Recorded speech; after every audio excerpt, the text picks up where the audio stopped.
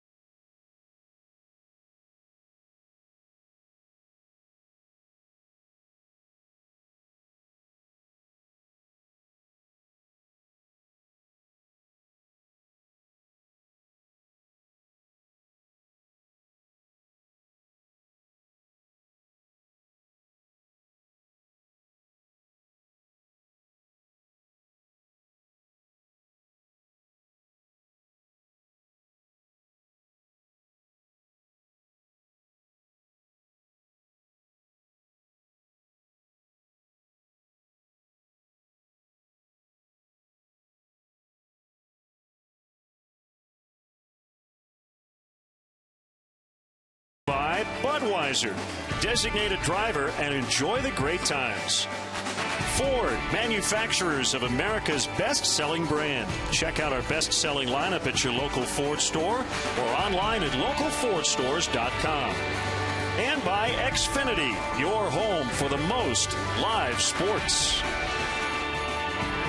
Welcome back to San Diego. Matchup of right-handers for the Cubs. Jason Hamill looks for his 6th win, coming off a victory. The first pitcher to beat Masahiro Tanaka. Yeah, Jason Hamill's been one of the toughest pitchers to hit in all of baseball this year. The numbers are spectacular. Last time out against the Yankees, some concern he got whacked by a comebacker in his pitching hand in the first inning, but able to hang in there, work 5 2/3, allowed 4 hits, just one run. Ian Kennedy, the veteran right-hander, goes for the Padres, a fly ball pitcher who should be a good fit in this ballpark, but so far has found very little luck here at Petco.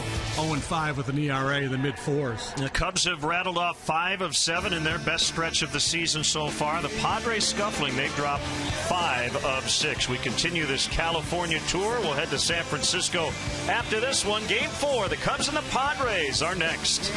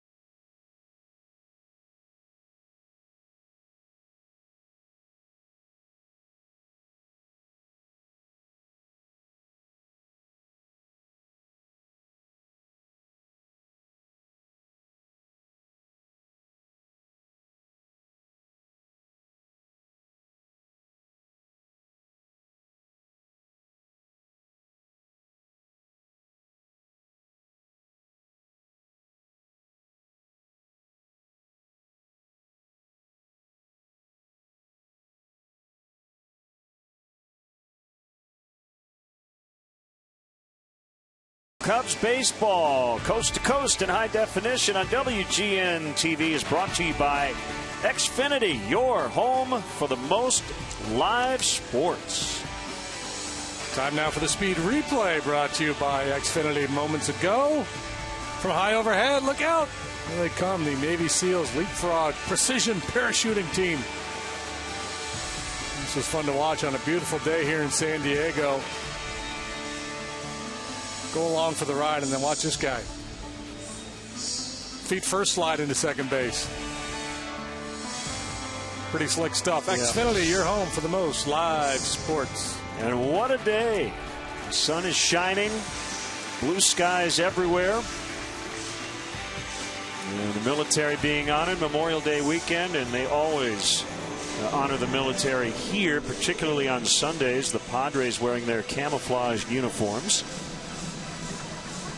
Yeah, not too shabby here in San Diego. Let's check out the umpires for the series finale. Jerry Davis, the crew chief, gets the plate. Quinn Wolcott at first. Greg Gibson at second. Phil Cuzzy over at third.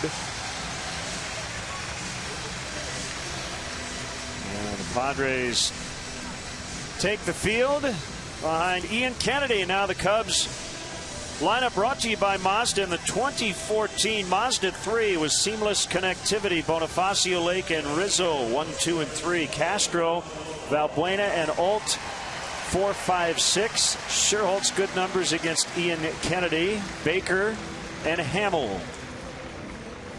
Let's take a look at the Padres on defense this afternoon. Cameron Maben, the center fielder, made a spectacular play last night, taking extra bases away from Junior Lake. Venable, very good out there. And right, Seth Smith a little bit limited in left field. Cabrera, the shortstop, Jerko, the second baseman. They've both been making all kinds of plays this weekend. Headley and Alonso, third and first, respectively. Rene Rivera gets a start behind the plate today for Ian Kennedy, 29-year-old right-hander, 2-6 with a 3.79 ERA through 10 starts. 59 hits allowed, 5 long ones. His strikeout rate is up. Best of his career so far. You see it there, 26%. His walk rate is down, also the best of his career. So he's better than average in both of those categories. His whip, 1.18. League average for starters in the NL is 1.27. So pretty good numbers for Kennedy, although, you know, you have to consider the fact that he pitches in a very pitcher-friendly ballpark. Cubs trying to make it 3 out of 4 to start this long 10-game road trip. And their win last night was just their 3rd in one-run decisions. They're 3-9 in games decided by 1. They're 5-18 in games decided by 1 or 2 runs. That guy was really good, Travis Wood. And that's why, despite a halfway decent run differential,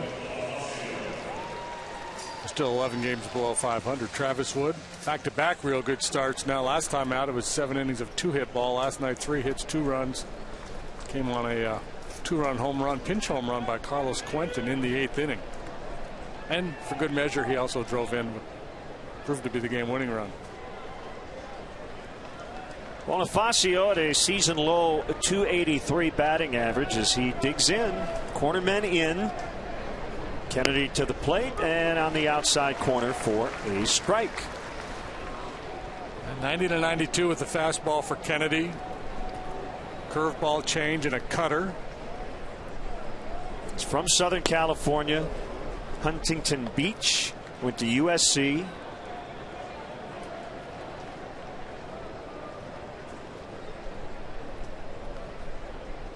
That great year in 2011 with Arizona, won 21 ball games. Fly ball to left.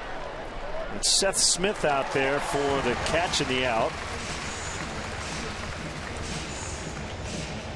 And it'll bring up Junior Lake, who went 0 for 4 last night to snap a 9-game hitting streak.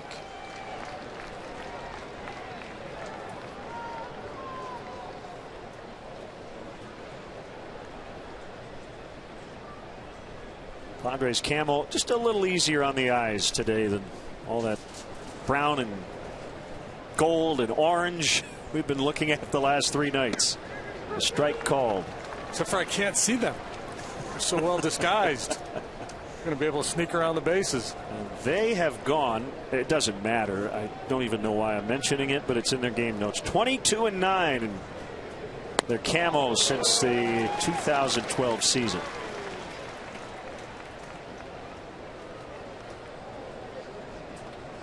There are some baseball people who I guess believe it does matter what you wear. Oh man, we won in that jersey. Brings out the Warrior in them. Hanger got away with it. Venable in right.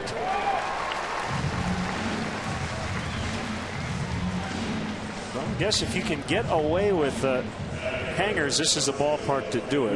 Room to make a big mistake here in this yard.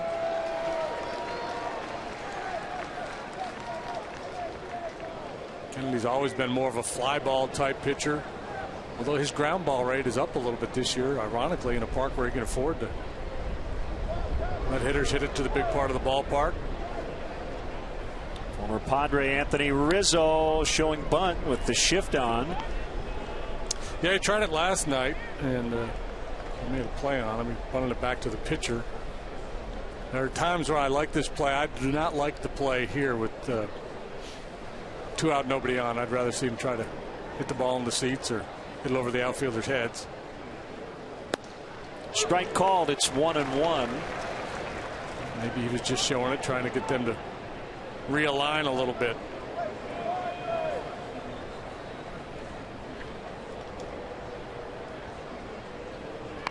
Nope. Clearly had it in his mind.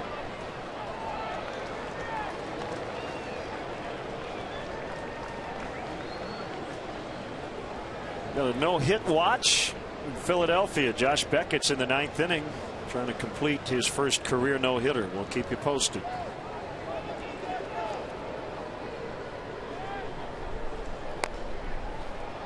Grounded foul.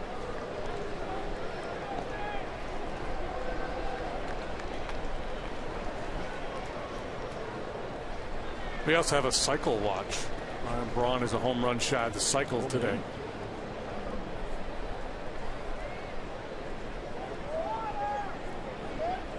Swing and a miss. And the Cubs go down quietly in the first. Padres coming up when we come back.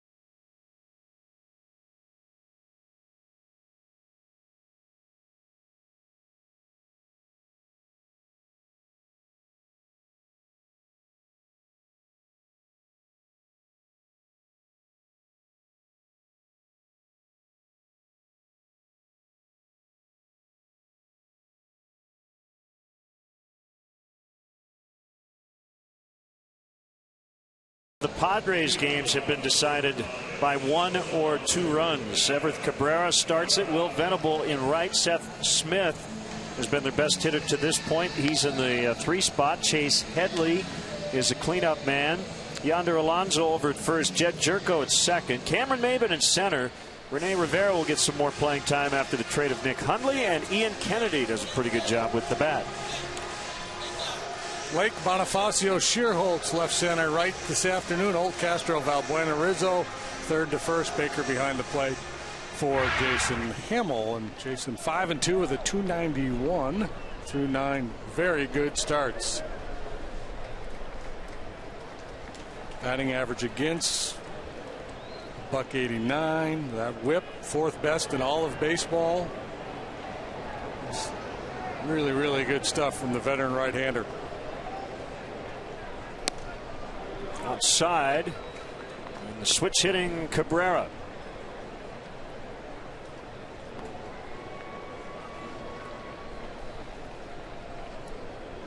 Holt and Rizzo are in at the corners against the speedy leadoff hitter. Ball into left, and Lake was playing in, and he makes a catch.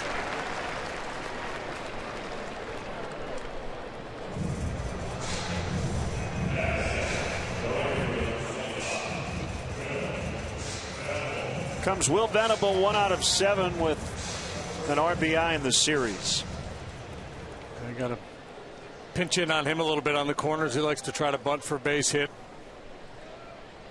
Less likely to do it here with 1 out, nobody on, but you have to respect his ability to do it. Holt is in at third. Rizzo is not at first. You see Anthony playing back.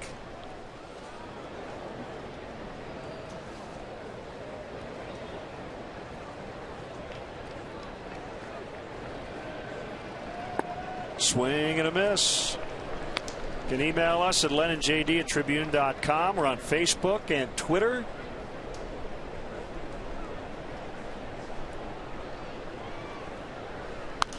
And fouled out of play. Josh Beckett with this season's first no-hitter.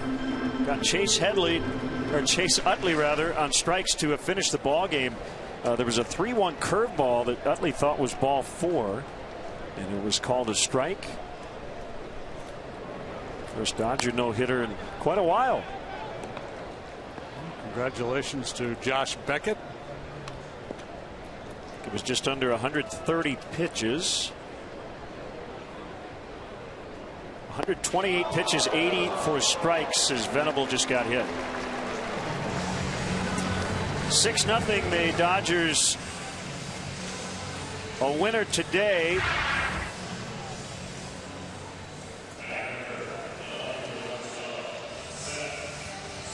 Pretty interesting. Chase Utley taking that called third. A lot of guys would have been hacking in that spot. 3 walks, 6 strikeouts for Beckett. And the first Dodgers since Hideo Nomo back in 1996. First of his career, and obviously the stuff that he runs out there these days not as good as it was a few years back, but clearly had something working today. He's been better of late. The last no-hitter, the most previous prior to today, remember, was Henderson Alvarez. Final day of the season last year for the Marlins. He actually scored in the bottom of the 9th to complete the no-hitter.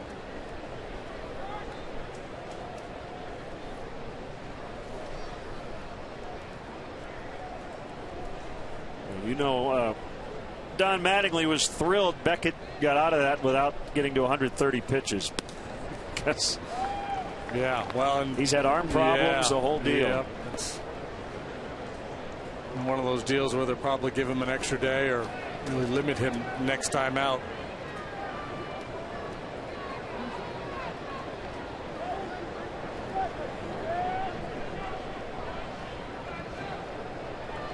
This guy's been a beast this year.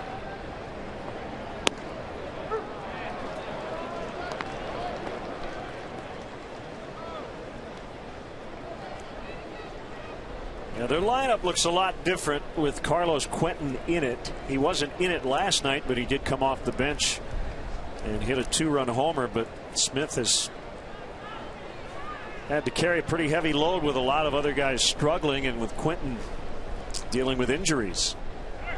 Runner goes. Here's the throw by Baker, and Venable beats it. First steal of the year for Venable. He had been 0 for 3. Tough pitch for Baker, a changeup. Venable picked a good one.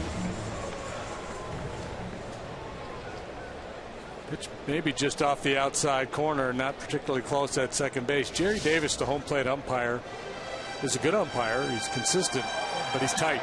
He's a hitter's umpire.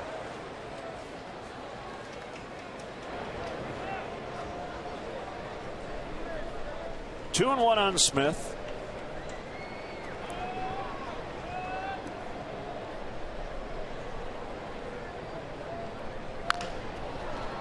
On the ground, that'll stay fair, and Rizzo will take it to the bag. 2 outs.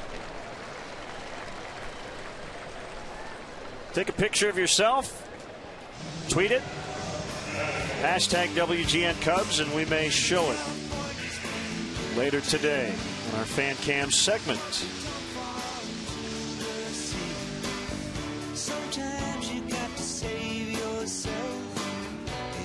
Runner at third, 2 outs for Chase Headley. I mentioned Hamill, first batter he faced Brett Gardner the other night, had a comebacker right off his pitching hand, the back of his hand. And not only was Hamill able to continue, but he went into the 6th and got the victory.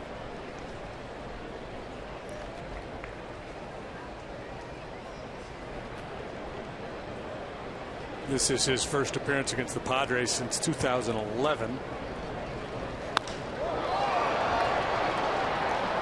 Bonifacio will grab it, and the inning is over. No hits. They do strand a man at third. It's 0-0 after an inning.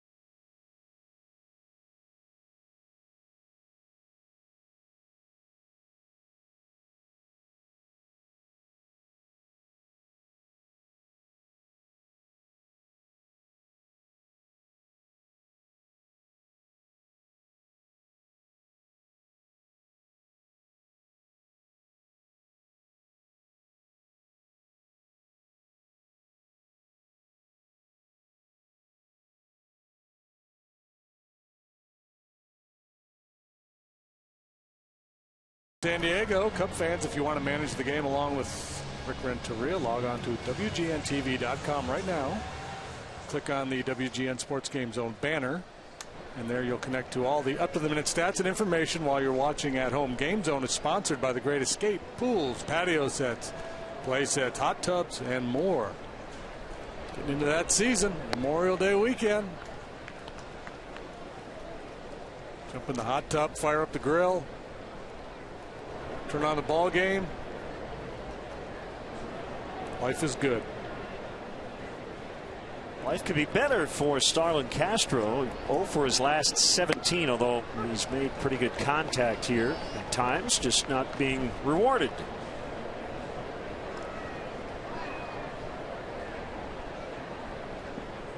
He's not had a lot of luck in this ballpark over the years. Just a $1.85 here at Petco.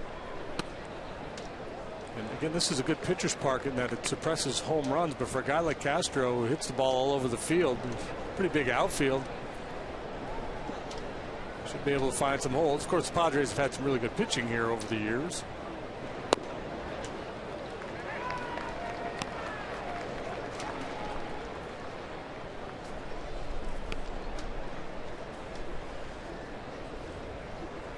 Three and one on Castro. Here's a pitch. It's a strike.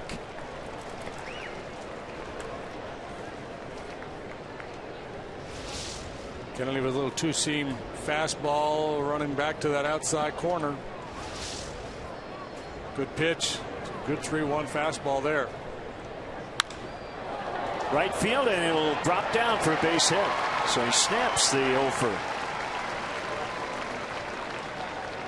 Story of the day in Cubs land is they have signed Manny Ramirez to a minor league contract. He's going to be a player coach at AAA Iowa. He will not be a candidate to come up and play for the big league team, but obviously reunited with Theo Epstein from their days in Boston. 41 years old, .312 lifetime hitter with 555 home runs. And one of the best hitters of his generation, one of the best right-handed hitters of all time.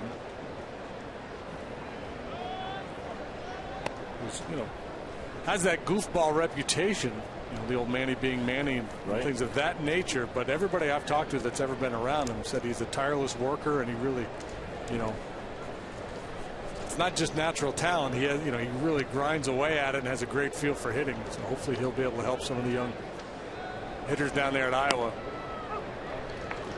Well, the other part about the mistakes he's made in his career, he certainly can talk to young players about, hey, this is the path I chose. Be careful. Don't do what I did.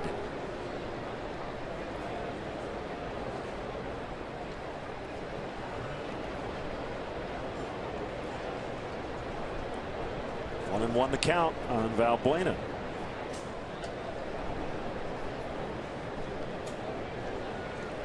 And I get some of the tweets and some of the outrage. How can he be back? Well, Mark McGwire's a hitting coach for the Dodgers.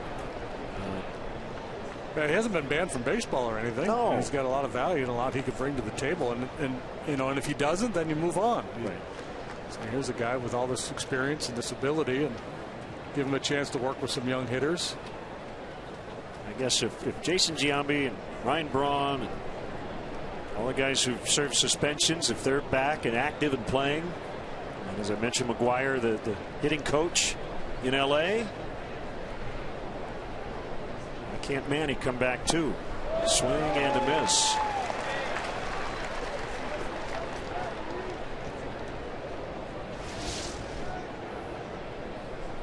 Good changeup from Kennedy.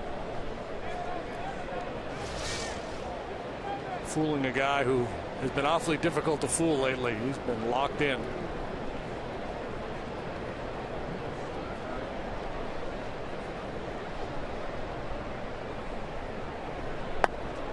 That's low. So Valbuena split time between second base and third base this year. If you call him a second baseman or a third baseman, he has the second best OPS at that position in the National League, just behind Chase Utley for second baseman, just behind Todd Frazier at third base.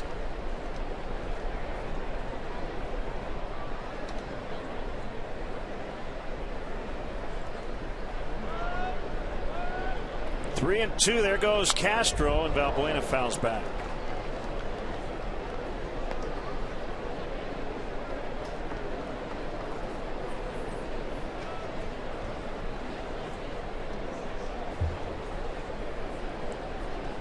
Very nice homecoming for Rick Renteria if the Cubs could take 3 out of 4 here before heading north to take on the Giants, who are really, really good, and especially good in their home ballpark.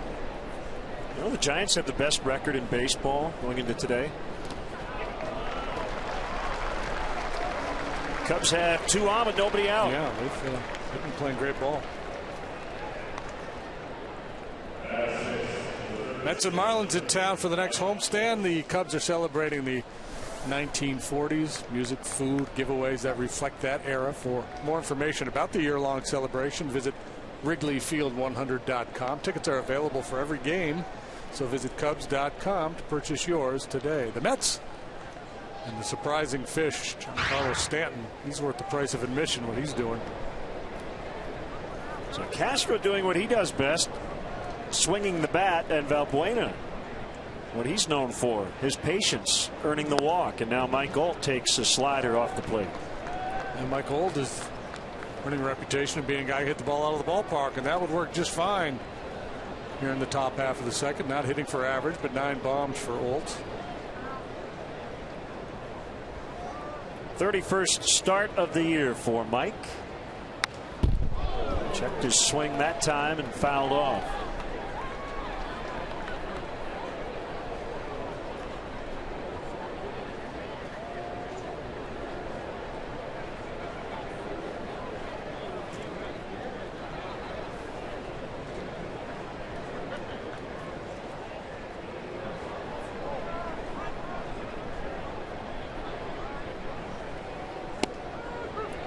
Strike called.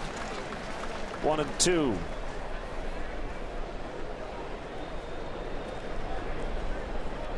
Kenley's got a pretty good feel for that outside corner on his glove side. A little pain out there against Castro, and a good one there to Holt. Kenley acquired by the Padres last year at the trade deadline. He was 3-8 with a .523 for Arizona at the time of the trade. Shaved about a run off that ERA after joining the Padres. Went 4-2 here in 10 starts. And by here I mean as a member of the Padres.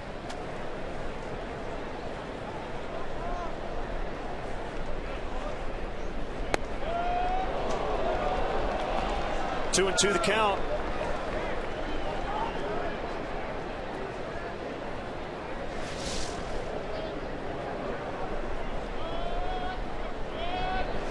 Trying to yank it back a little bit. Jerry Davis would have none of it. The kick and the 2-2, and he struck him out. Unfortunately, that's another thing Mike does a fair amount. Second punch out for Kennedy. Speaking of punch outs, the benches have cleared at St. Pete. The Red Sox are down big again, staring at what could be their 10th straight loss. I'm not sure what transpired, but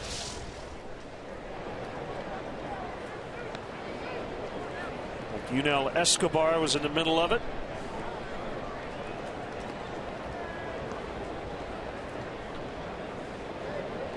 Frustration, obviously.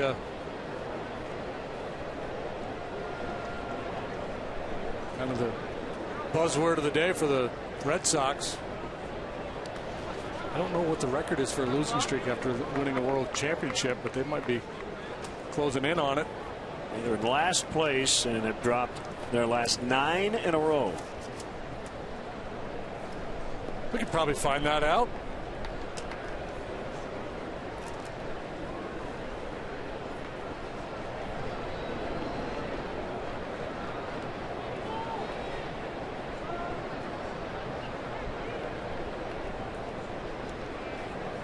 Nate, good numbers against Kennedy. Almost got better. Nice play down there, young lady. Good quick feet. Squares up behind the ball. That's a clinic.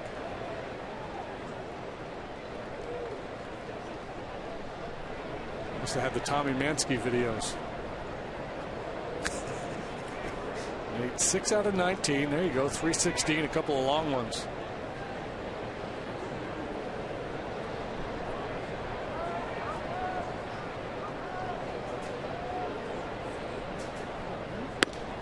Inside that time. 2-1. So it appears as though Escobar stole third with his team up 8-3 in the 7th inning, and started yapping in the Red Sox dugout. Well, you can't steal third. Come on, Red Sox. Fly ball pretty well hit the left. Smith, though, will make the grab, and the base runners will have to retreat.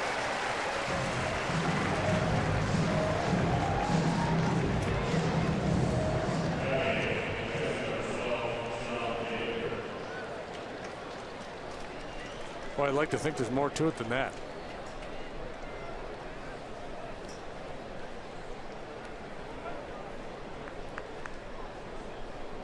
Yeah, defensive indifference. So it looked like he took third, and he did not like it. And the Red Sox dugout with the road team is right there at third base. So he started chirping, and all heck broke loose.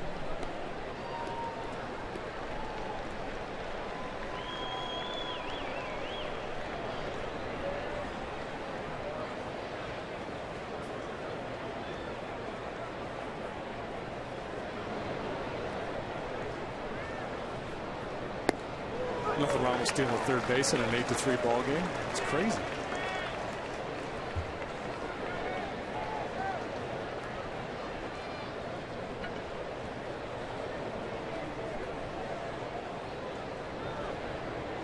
Somebody should write down the unwritten rules, because they're always changing, and most guys don't have a very good feel. Not most. Many guys don't have a feel for the game.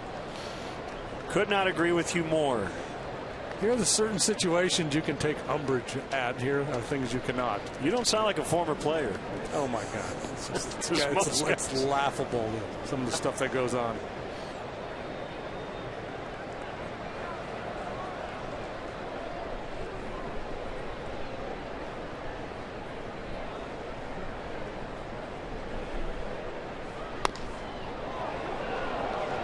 One and two on the former Padre catcher John Baker. Off his best game as a Cub in his last start on Tuesday. 2 hits, including a double.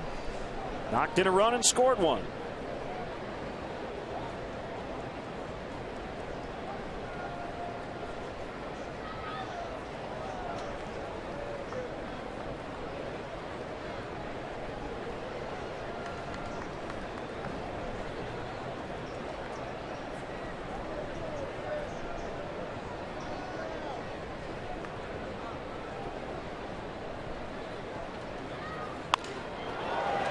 Right to the shortstop Cabrera, so Kennedy gets out of it. First 2 reached, but the next 3 made outs.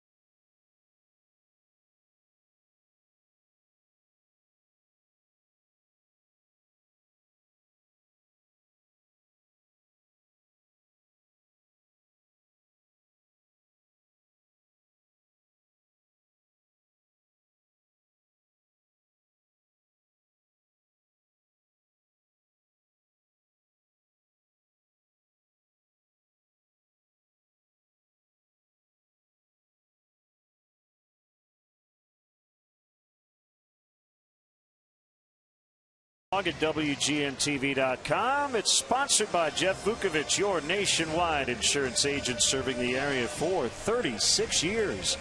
To join the nation, contact Jeff at jeffvuk.com. Nationwide is on your side. We've got some good weekend baseball reading. Put some interesting links on our blog, so check it out, including a really interesting Fangraphs piece on Jeff Samardzija, why he's been a lot better. One got away from Jason Hamill as Yonder Alonso bats for the first time today. 2 for 10 with a homer in the series. Just his second home run on the season. Obviously, you need to get a little more than that from your first baseman. I'm hoping to, anyway.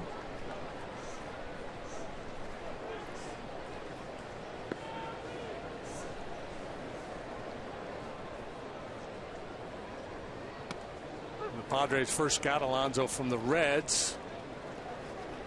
He was described as a line drive hitter with gap power, that the home run power would come. So far, that has not really developed.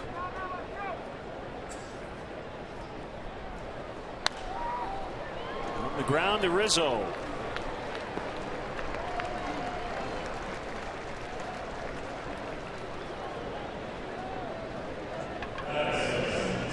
Party of the Century continues next homestand with a celebration of the 1940s on Friday, June 6th. Cubs take on the Marlins. First 10,000 fans at the ballpark will receive an All-American Girls Professional Baseball League bobblehead. This is number 4 of 10 special Wrigley Field Friday bobblehead giveaways. Tickets are still available, including in the always popular Budweiser bleacher, so visit Cubs.com today.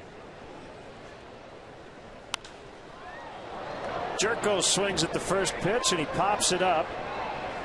Castro with the sunglasses on makes a catch. 2 outs. I know you don't like first pitch swinging, but I don't know if you had to call him that.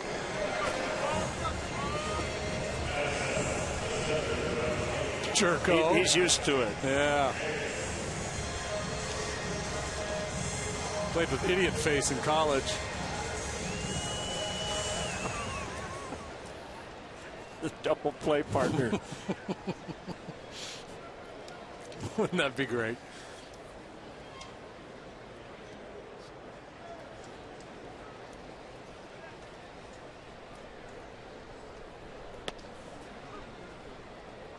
Strike called on Cameron Maybin.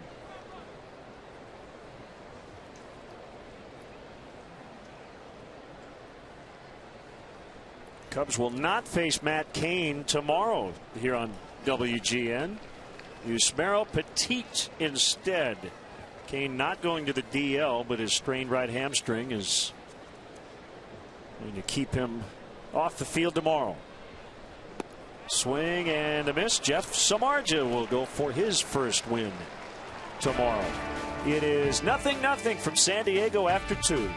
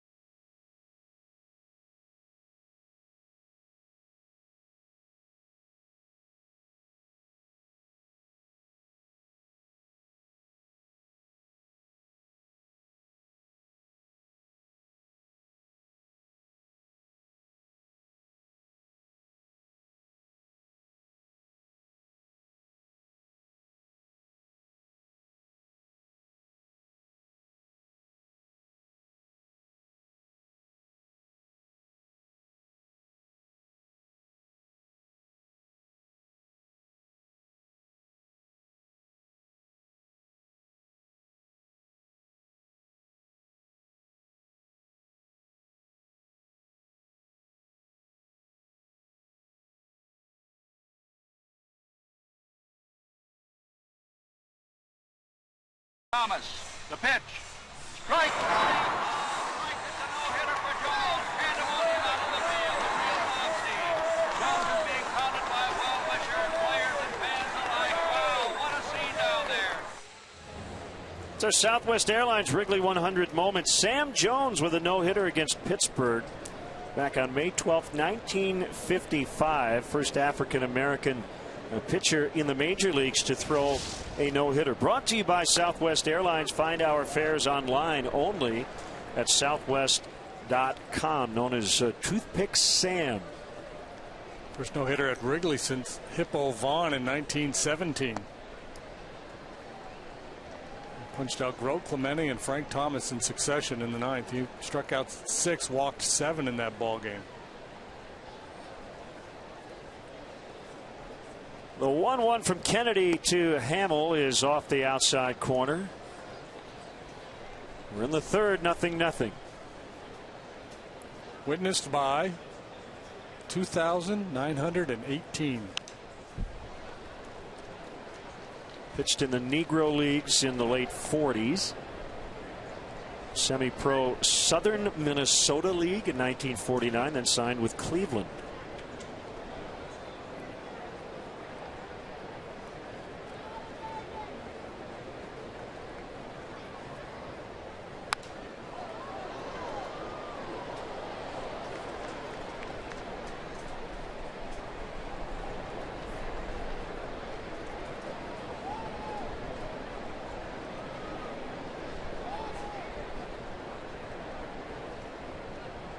Here comes a 2-2, and Hamill with a fly ball out into center. Cameron Maben will make the catch for the out.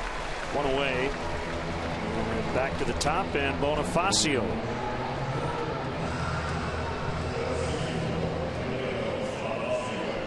Kennedy came over from the Diamondbacks last year. Trade deadline, last day of July.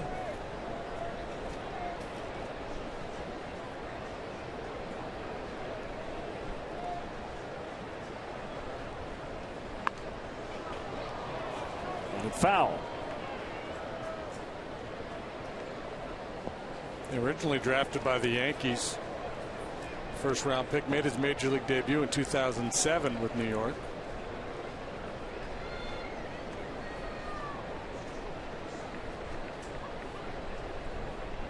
Played with former Cub Ian Stewart in high school, La Quinta High in Westminster, California.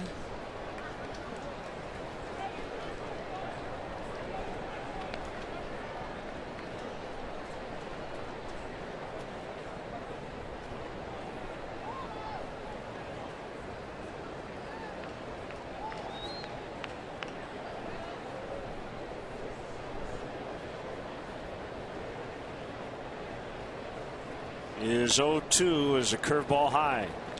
A winning record against the Cubs at 3-2, but a high ERA, 6.33 in 8 starts.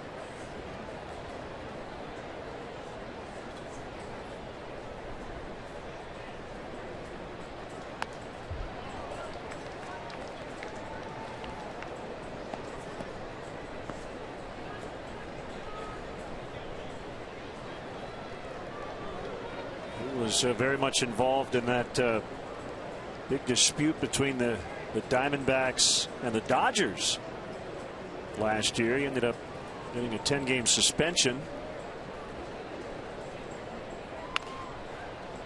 That brawl at Dodger Stadium, JD, was one of the nastiest we've seen in quite some time. Most bench clearing brawls, and even the one today in Tampa Bay, looked like there was a lot of pushing and shoving. Yeah, guys grabbing each other, but there were some haymakers thrown in that. Yeah, that Diamondback Dodger thing has gotten a little testy the last couple of years.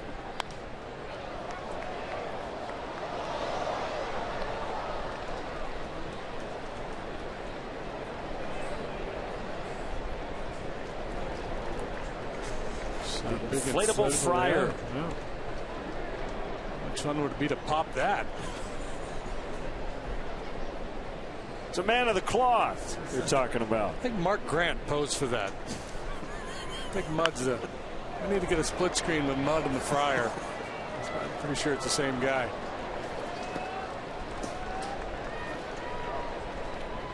There's Mud. Mud on the right, and Dick Enberg, his partner.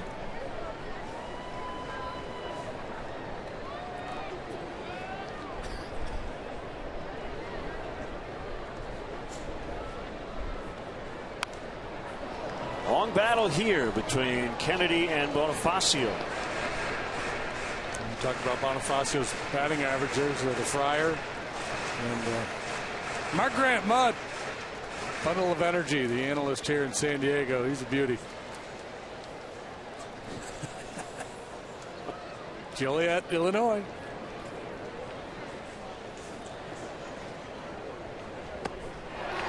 This time he got him. 2 down.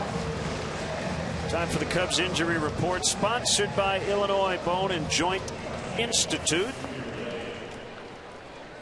And Justin Ruggiano may be back fairly soon, depending on how things go. Coming back from the hamstring injury, maybe as early as this upcoming Giants series. Illinois Bone and Joint Institute, helping you move better so you can live better. Visit IBJI.com.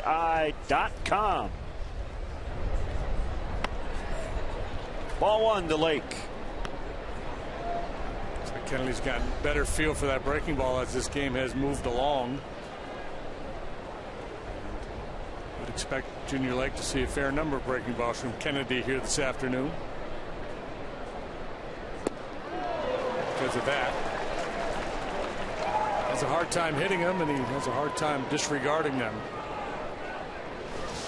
This is a good one. He snaps off a dandy here. Tight breaker.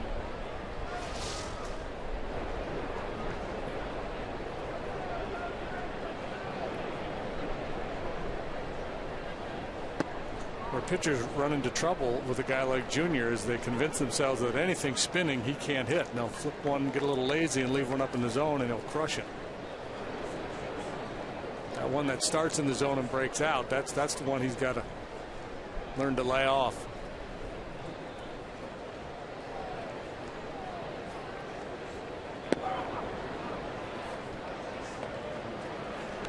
I think Kennedy would make our all-presidential rotation. Maybe with Dave Bush and Grover Cleveland Alexander, maybe Brad Lincoln.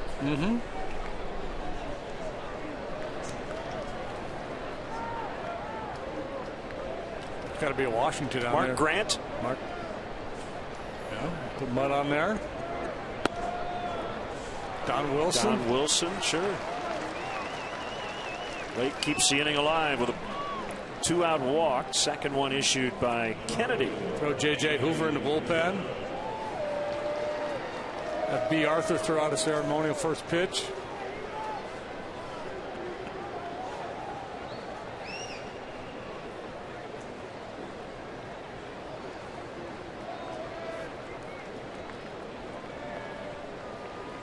Well, good job there by Junior, taking the walk.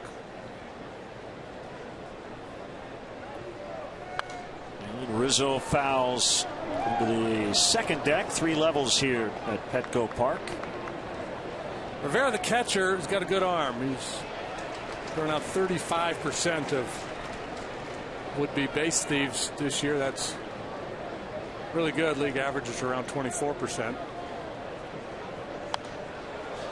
Lake was on the move. That one fouled upstairs as well. 0-2.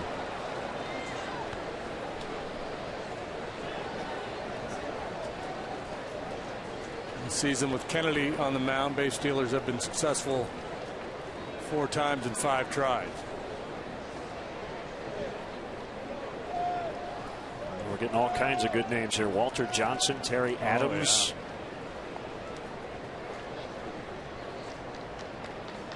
Gotta have Walter Johnson. He's the ace of the staff. Cy Clinton, remember him? No.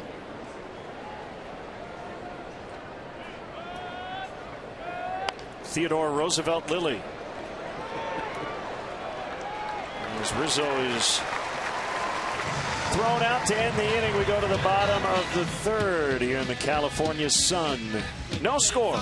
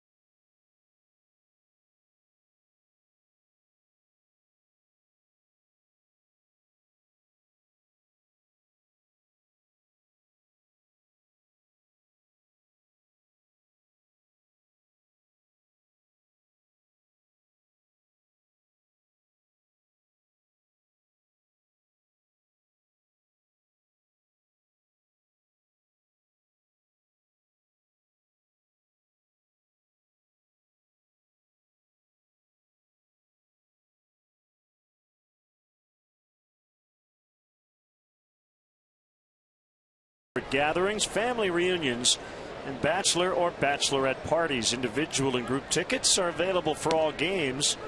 For more details, it's WrigleyvilleRooftops.com, or you can call 773-248-ROOF.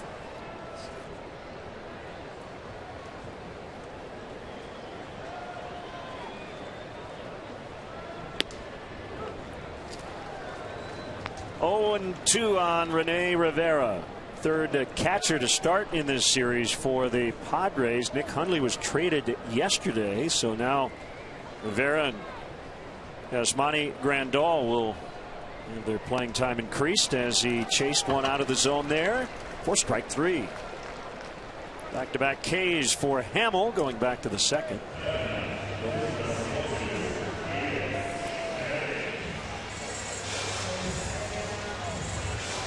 The sweet spot for a pitcher. You got 8-9-1 coming up. You feel like absolutely an inning you should post to 0.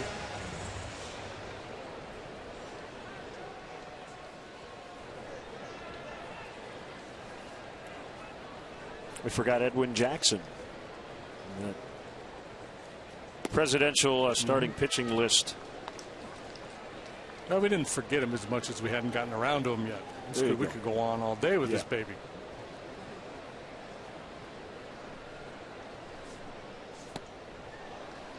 Oh, 2. Kennedy with a home run this year. It was off Jacob Turner of the Marlins back on May 8th here. He will take walks, although he's down 0-2.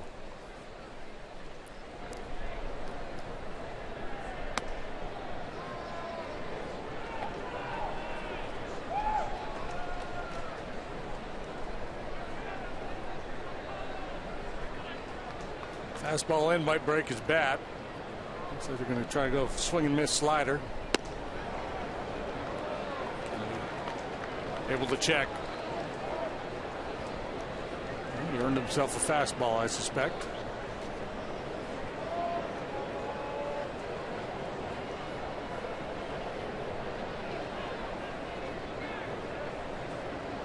Tall right-hander coming back on a 2-2 right down the middle for strike 3. And let's step aside and see what's coming up on WGN.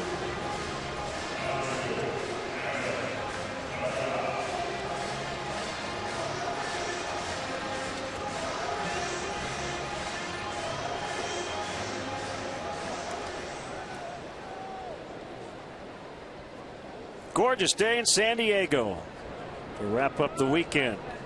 Glenn and JD and our WGN sports crew. 3 straight strikeouts for Jason Hamill. Padres busy before the game today. He designated for assignment right-handers Blaine Boyer and last night's starter Billy Buckner. Infielder Tommy Medica. Outfielder Tommy Medica, recalled from AAA El Paso, and Troy Patton, the left-hander acquired for Nick Hundley, is available in their bullpen. That will give Bud Black 2 lefties out there in the pen. He's been dealing with just one, the Torres kid, who's, man, he was really impressive last night.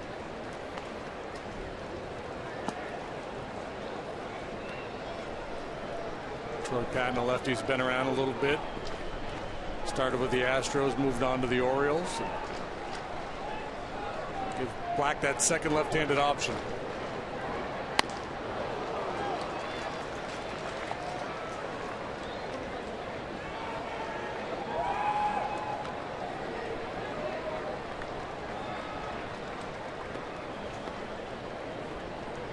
One base runner. That was a hit batter by Hamill in the first.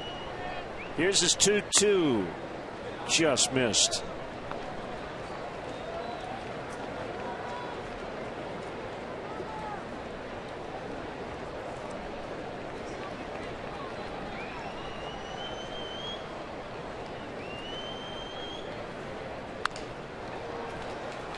Right to Rizzo, and Hamill.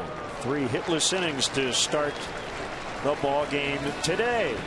Ian Kennedy have been good so far.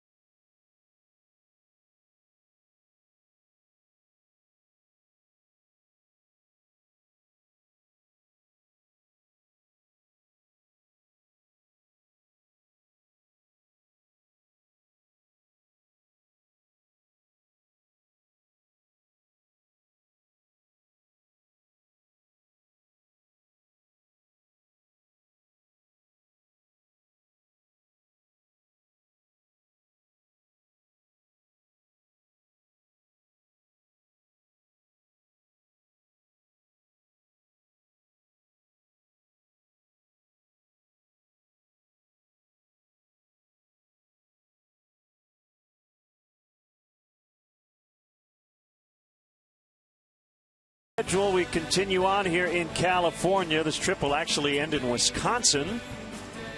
Your matchups, Cubs and Giants, and the broadcast times in San Francisco. Ford, go further in any one of Ford's many fuel-efficient vehicles. Check out America's freshest lineup at your local Ford store or at localfordstores.com.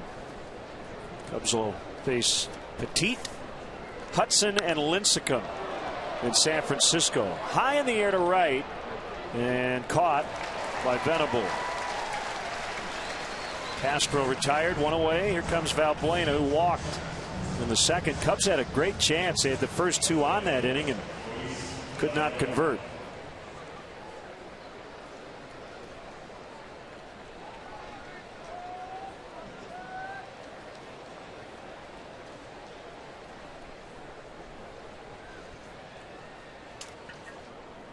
Send out happy birthday wishes to two huge Cub fans, Lori Rose and Margaret Cross. Strike called on Valbuena. On base percentage up to .390 now.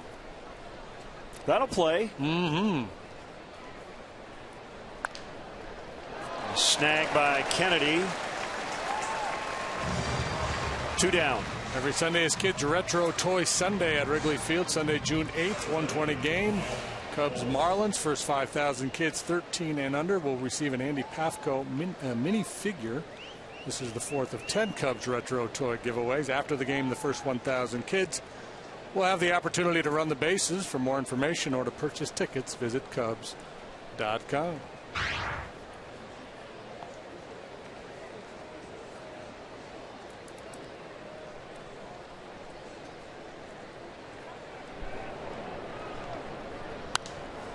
Fouled off by Mike Holt.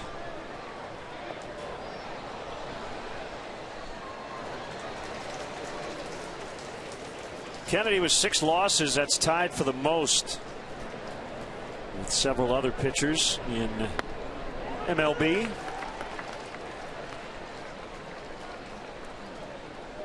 He's ahead of Holt here, 0-2. 1 hit combined. That was a Starlin Castro leadoff single in the second. Well, to be a successful major league starting pitcher, you have to have, wide enough assortment of pitches to get through a lineup 3 times, sometimes 4 times. You want to be able to compete against both right and left-handed hitters, and that's been the case with Kennedy for the most part. You look at his splits, pretty solid against both right and left-handed hitters in his career. And he does have a solid 3-pitch mix with the fastball, curve, and the change, and he'll throw a little cutter every now and then too.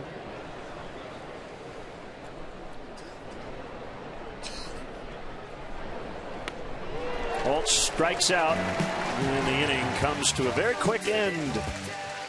Yeah, Coronado, beautiful spot out here in San Diego. Still 0-0.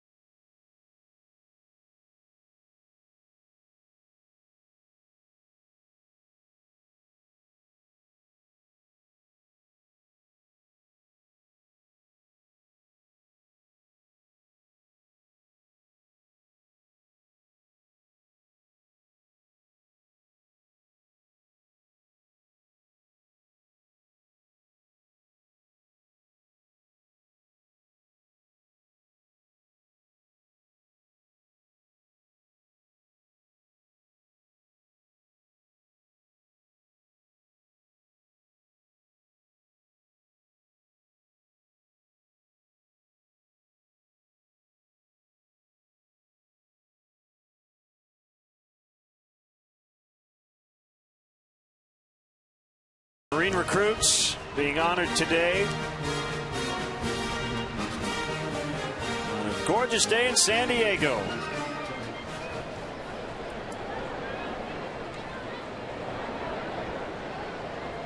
They're from the 3rd Recruit Training Battalion, just at the Marine Recruit Depot here in San Diego.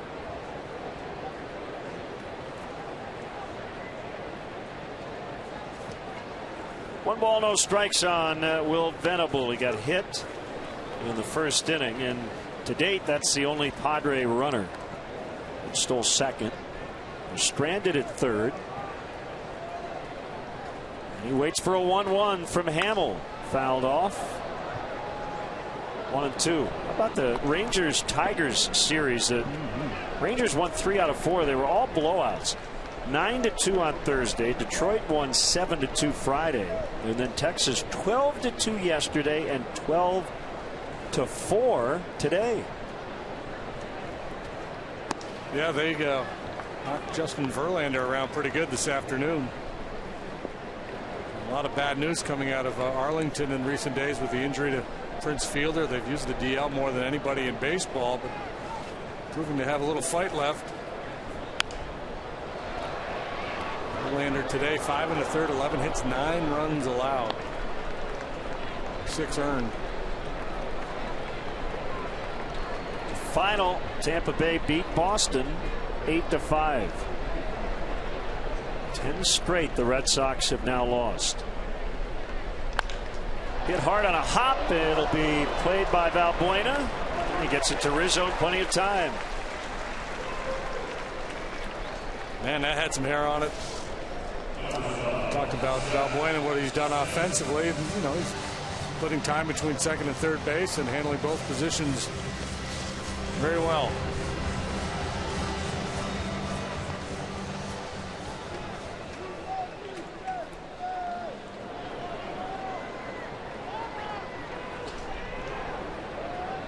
Blue Jays swept Oakland 3-1 the final today.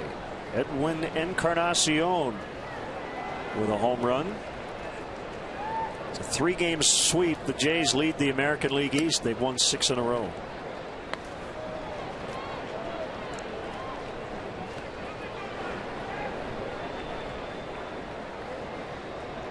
We'll jump on that baby and head up the coast after the ball game.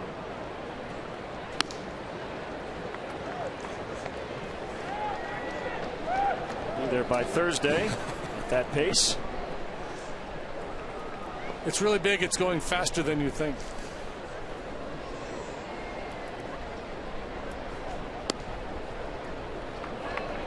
Missed again. It's 3-0 on Smith. Especially for a right-handed pitcher, Seth Smith, the one guy you're going to identify in this Padre lineup to be very careful with the way he's swinging it.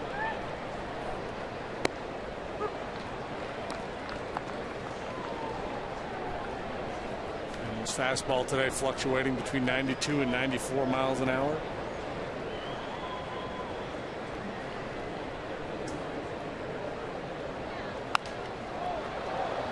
And we're back in it. 3-2.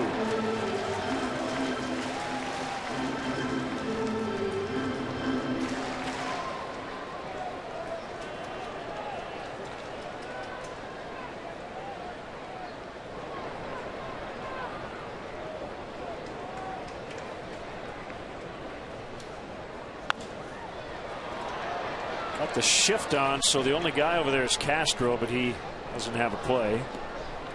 MLB.TV Premium, the #1 live streaming sports service, is celebrating 12 years. Join the millions of subscribers. Watch every out-of-market game live in true HD on over 400 devices. Visit Cubs.com for details.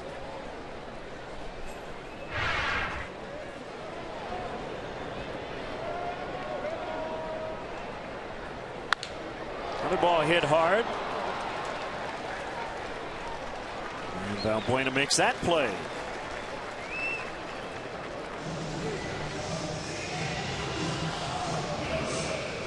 This one not hit quite as sharply as Venables, but Smith squares it up pretty good. A little easier chance. 2 ground ball outs here to get things started in the 4th.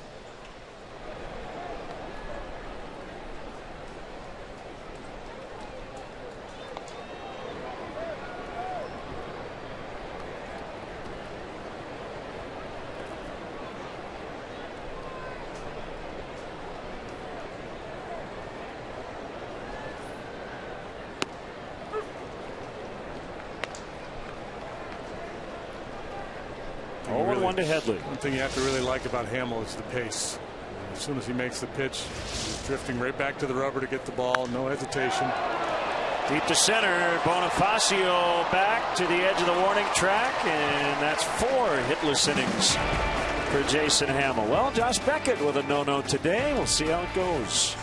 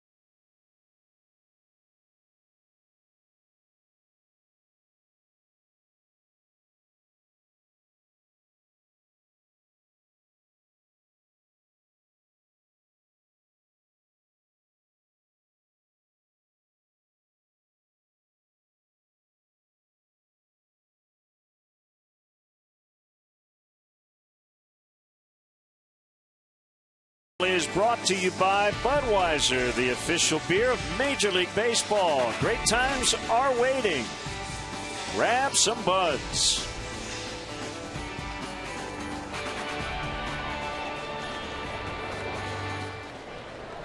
A lot of zeros on that line score. Cubs trying to change that here.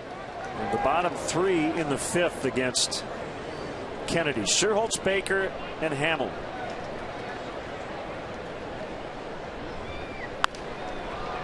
Fly ball to left, and Smith will give it a look, but it's into the stands.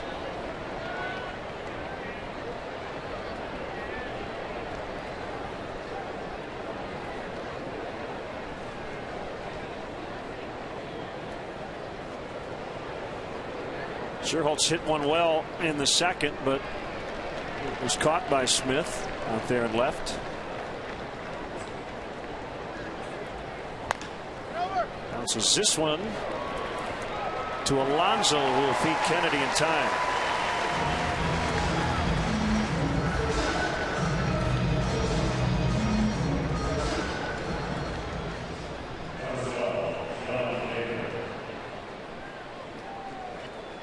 Brewers a winner in Miami. Jimmy Nelson with his first big league win. 7-1 the final. He was filling in for Giovanni Gallardo. And I think, yeah, he got optioned right after the game. AAA Nashville. That's how it goes sometimes. Thanks for your contribution. Make an impression. Baker fouls. Randy Wolf took the loss.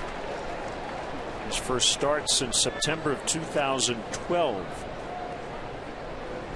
The Wolfman not going to quit.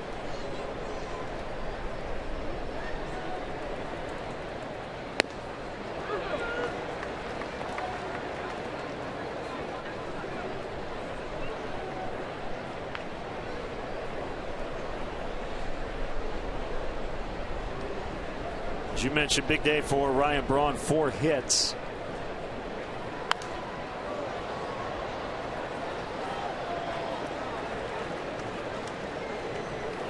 So it should have been Giovanni Gallardo and Jose Fernandez making that start today. There's Jimmy Nelson and Randy Wolf.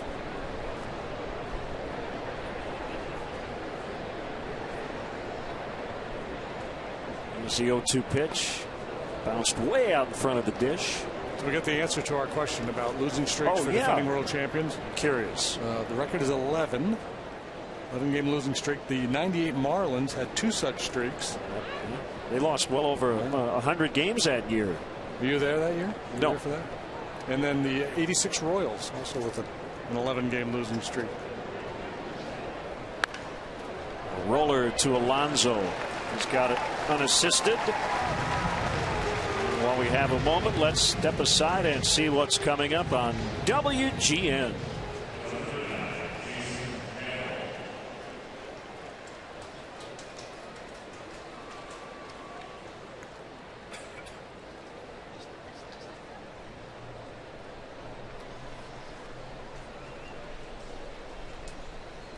Here's Jason Hamill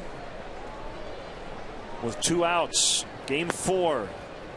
A win today, and the Cubs will take their first series on the road this year. An excellent start to a long 3-city trip.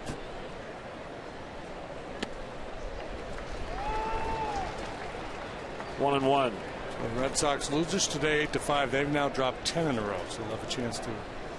Well, it's a chance, but they could tie that record the next time out. I think Don and Jerry will open their telecast tomorrow with the Red Sox have a chance to make history.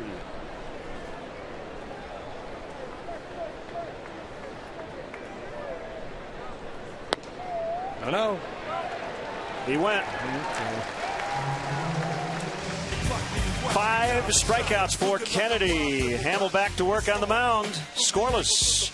Your city is the bomb if your city making pain. Throw up a finger if you feel the same.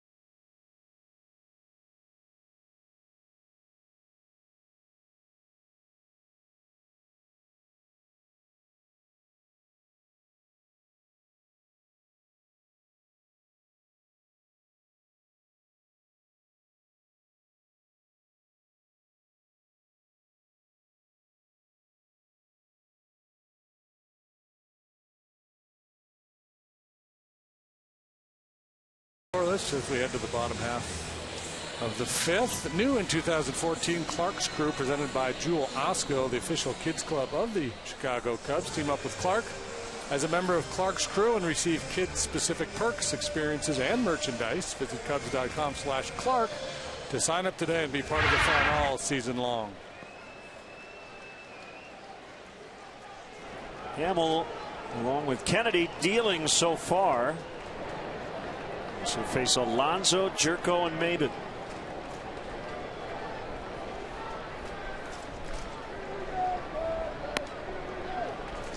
Quiet for ball one.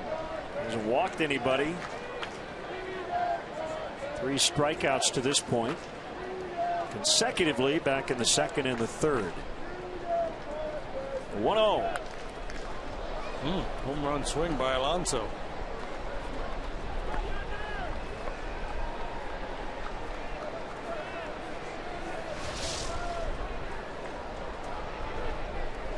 Swinging hard as long as you're swinging at strikes.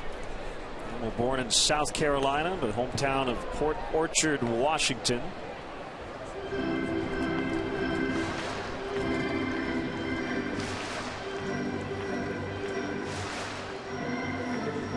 He has been a nice free agent find for the Cubs, looking for his team-leading 6th win.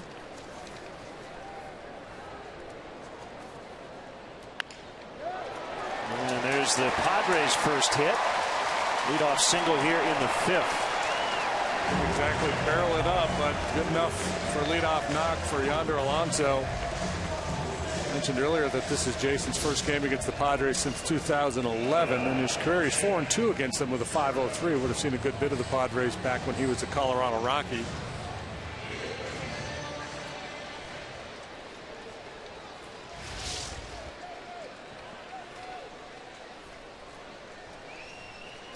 Now Jerko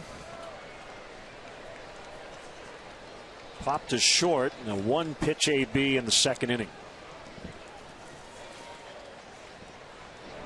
And check on Alonso, back in plenty of time.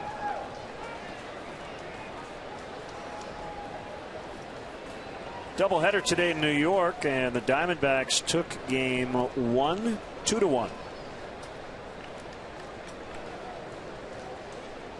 Bronson Arroyo really good again.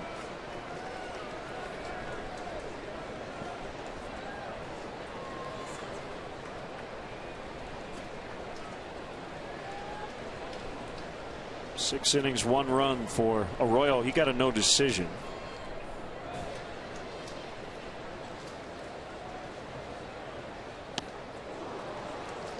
One ball, 1 strike.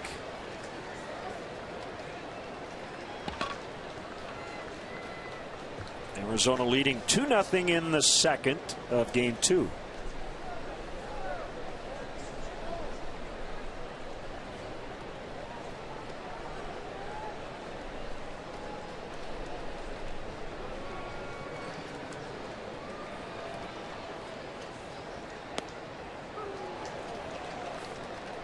Have you ever heard of Zeke Spruill? Spruill? Yes. I have heard not. of him, yes. But he's pitching right now for Arizona. Spruill.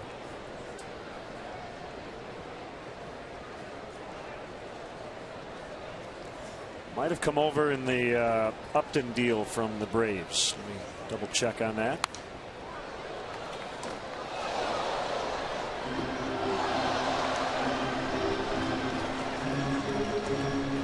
Yep. Well, the Braves, that's where Boston heads tomorrow to try to avoid losing their 11th straight game. They've got the Braves tomorrow afternoon in Atlanta. Alonso, I don't really consider him a base stealing threat, but he moves pretty well. He's stolen 3 bases, been caught once. There he goes. Pitch is low, the throw, not in time.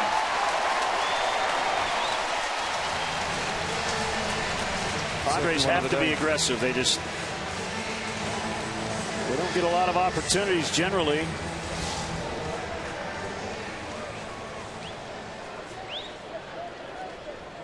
Yep. And again, got a good pitch to run on a breaking ball. Valbuena arguing that Alonso came off the bag and should have been ruled out.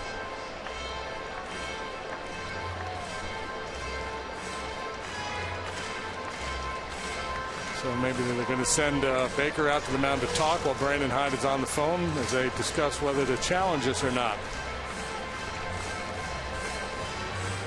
An unfortunate tag, but it looked like he got back.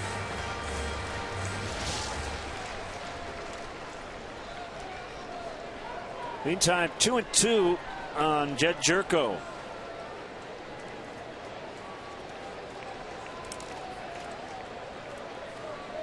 Hamill gets a sign. Doesn't even look at the runner in the pitch. A little high, I guess. 3-2. And just fell out of that one a little bit. He hasn't had to make many pitches from the stretch here this afternoon. Sometimes that can prove to be a little problematic, get a little out of sync with the mechanics.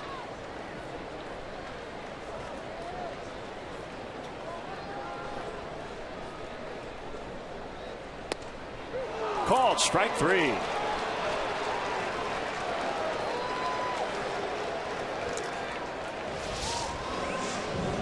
Freezes him on the breaking ball. Nice job by Baker to cradle that pitch, hold it in the strike zone, give Jerry Davis a good look at it.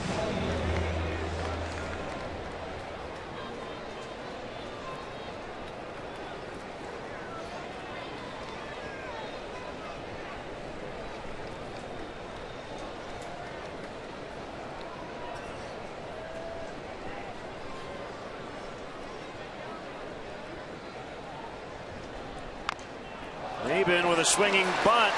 Hamels got to hurry. Safe.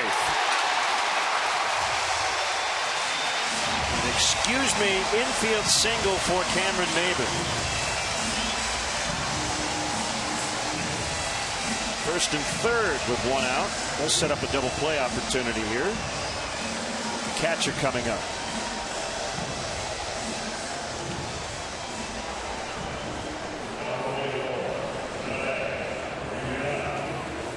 Does everything he can. You know, that's a good play on his part, because for some guys I think there would be a tendency to just kind of come flying in after the ball out of control and fling it over towards first base. And the one thing you couldn't afford to do there is throw it away and let that runner score. And everything he did there was under control.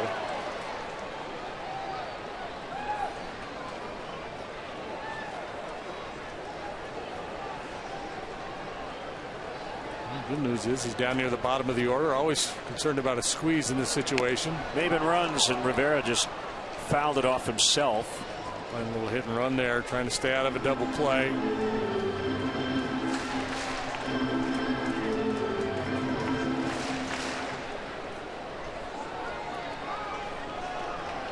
Big moment in this game. The Padres threatening in a scoreless tie.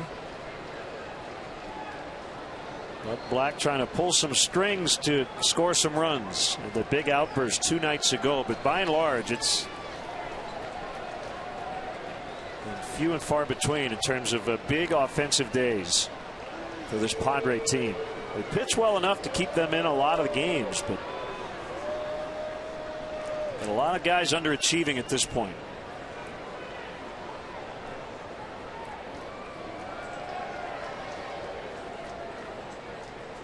One strike on Rivera. Kennedy on deck. Maybe not running, and the pitch is low.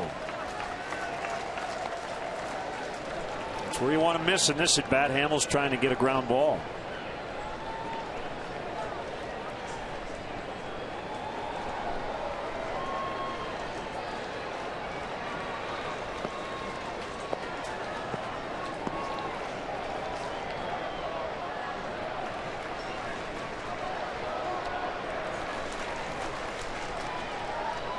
Swing and a miss. Well, now he try to locate his strikeout pitch. Ahead in the count. Good sink on that fastball. Actually, Rivera's probably fortunate he didn't hit it. He's frustrated after the swing and miss, but you're absolutely right. That's probably a ground ball to short or a little tapper back to the mound if he gets a piece of that one. Struck him out last time with a fastball up and away a little bit.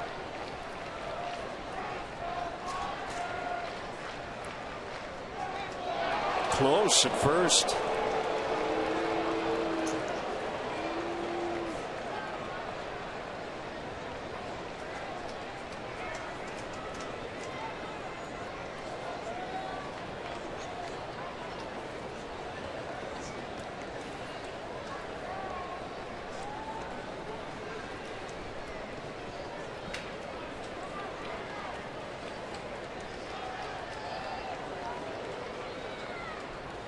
Oh, they're going to get him out at first.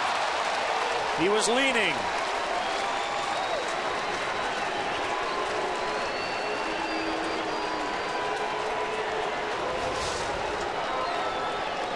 Yep.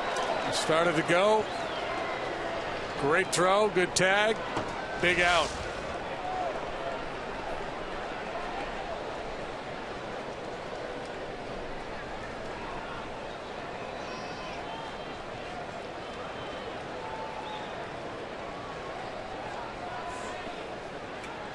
The 1-2. Just walk away, Renee. As Jason Hamill finds a way out of the 5th inning.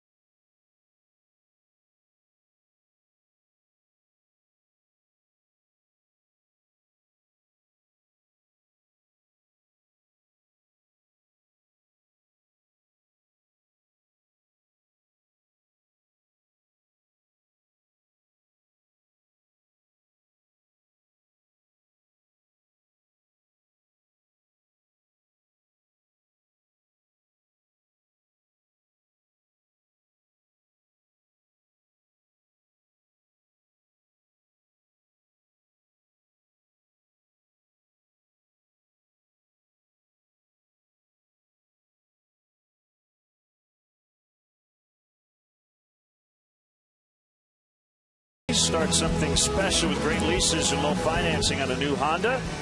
Visit shophonda.com or your local Honda dealer. The starters have been the story to this point.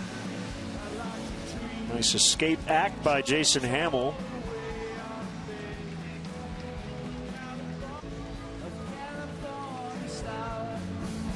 Sounds like Jeff Tweedy.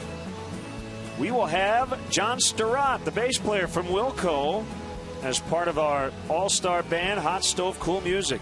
Check it out, metrochicago.com for tickets. June 20th. It's a Friday night at Metro on Clark, right across from Wrigley Field. Tom Morello will be there. A ton of great stars. Baseball, rock.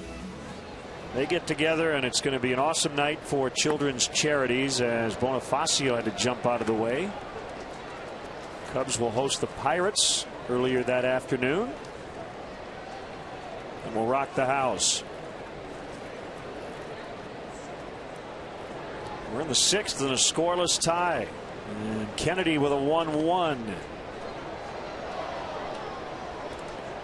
Now 1-2. I think he got a piece of it. Are they saying ball 2?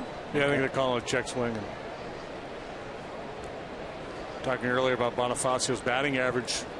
It's been going down of late. It's from this side where he's really struggled. 244 now as a left-handed batter. Slaps it on the ground to Cabrera, who gets rid of it quickly for the out. Cabrera's been making all kinds of plays. As a matter of fact, defense has been the theme of this series. It's some tremendous defensive plays on both sides. The Cabrera kid's been all over the place. Alonso's made a couple outstanding plays down there at first. Michael, check out this one with the bare hand. Maben taking away 2, probably 3 bases from Junior Lake. Balbuena last night. Nate Sherholtz in on the act. Good stuff. A lot of good plays. That's why you come to big league games, because you see big league players do things like that.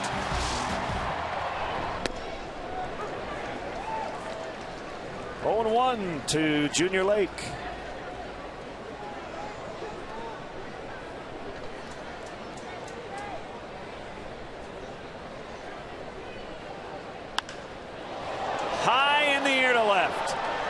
Smith back. He's at the wall. It's gone. A home run for Junior Lake.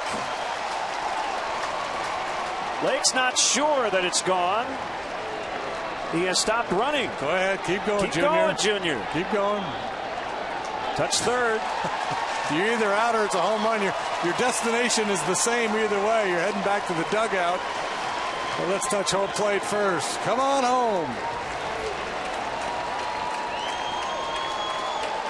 Well, I think it was hard for him to tell because of the crowd reaction. There are so many Cub fans here. There was a loud applause at the end of the play, and he probably thought that meant a catch. And this is exactly what we were talking about last time he was up. Just because you spin it doesn't mean he can't hurt you. If you leave it up in the zone, he can get you.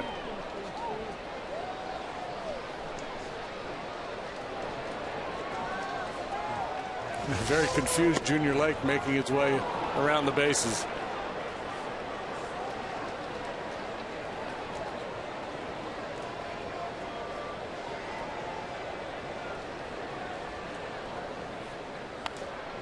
Fouled back by Rizzo. You ever seen a guy stop on the base paths just to keep looking?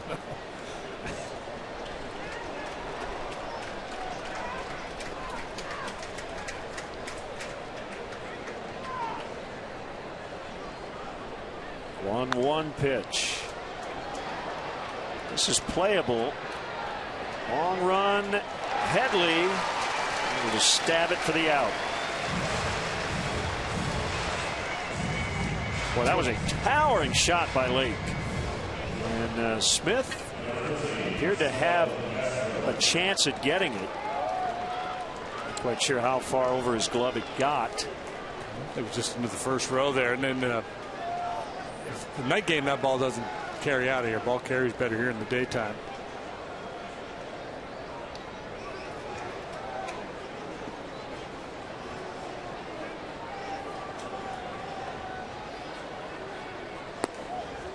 Ball one on Castro. Number 6 for Junior.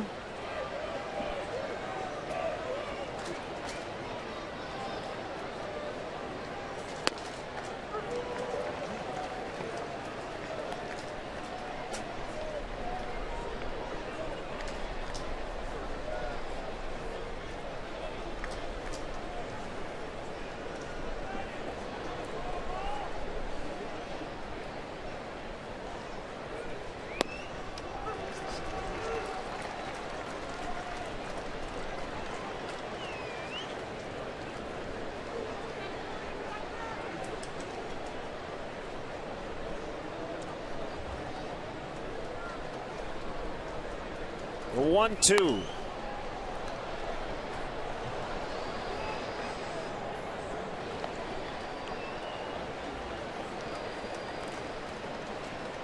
What a turnaround, eh? With the bottom of the 5th, when it looked for sure the Padres were going to be able to push one across. Hamill gets out of it, and then Junior Lake with the solo shot, and the Cubs have the lead. Swing and a miss, strike 3, and the inning is over. 6 strikeouts for Kennedy, but the Cubs out on top, a hanger, and Lake took advantage. 1-0.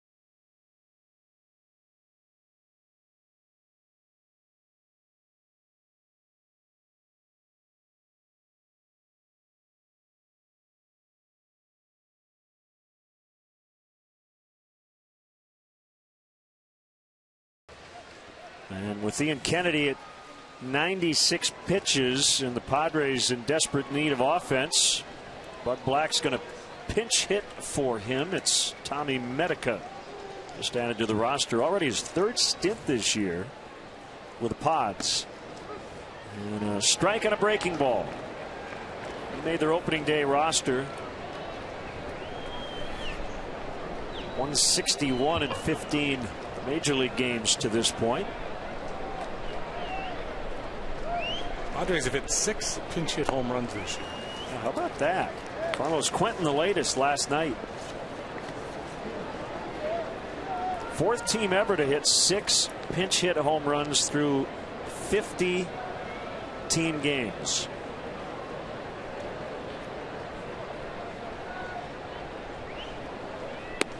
Strike called, 1-2.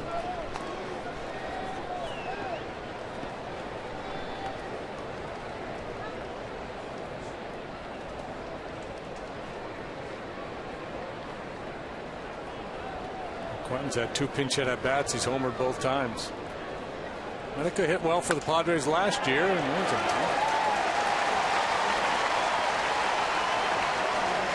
so 3rd hit all in the last 2 innings. Not exactly knocking the cover off the ball. Alonso got jammed on his. Maven with a little slow roller out in front of home plate, and now this flare off the bat of Medica.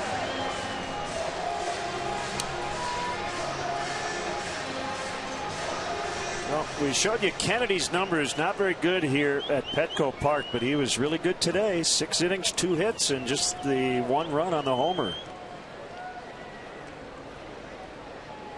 So far, Hamill's been a little bit better.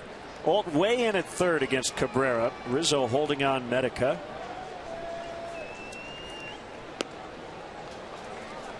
Ball 1.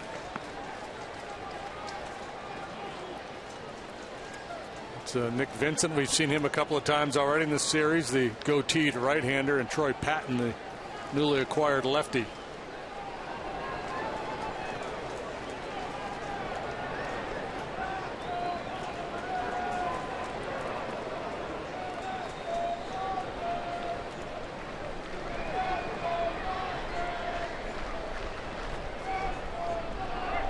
Runner goes, and that ball rolled foul past 3rd. Initially showing bunt, and then they play a little hit and run with that 3rd baseman pulled in. Cabrera taking a shot, trying to slap it by him. Kind of have to have Patton pitch on a day today, right? Oh yeah, Military absolutely. day. 2 balls, 2 strikes.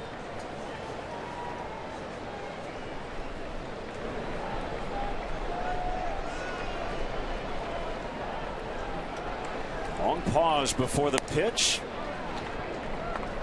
Check that, 2-1.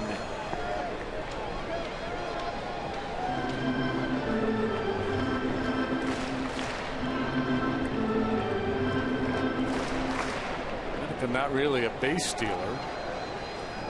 None last year with the Padres. So much more likely to play hit and run than straight steal, and they've got the count here, 2-1 to do it on.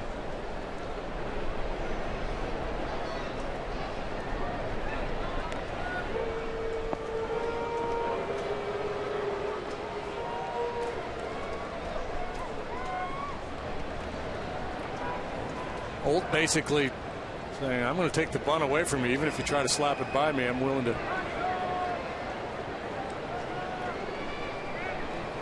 give you that by taking away the push bunt down the 3rd base line. Way high, 3-1. And sometimes as a pitcher you get in this situation, 1-run game, the wheels are turning, you're thinking about stolen bases and sacrifices, and you start quick pitching a little bit, trying to be quick to home plate, and you leave the ball up.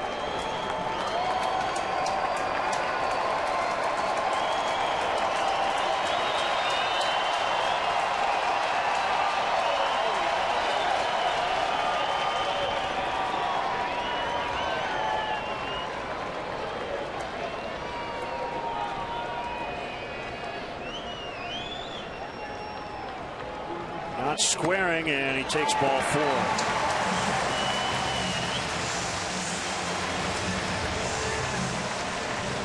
Two on, nobody out for Venable.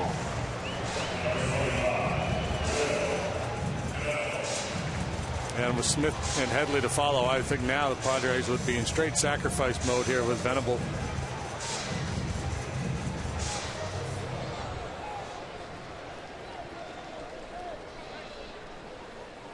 Especially given that he's really struggled at the plate, hitting below 200.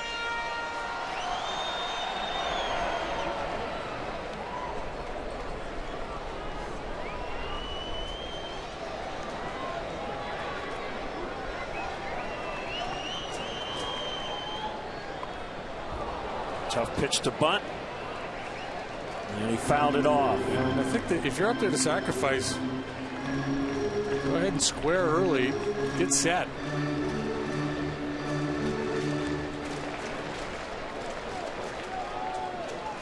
You'd love to nail a lead runner here if you're the Cubs, but priority is make sure you get an out.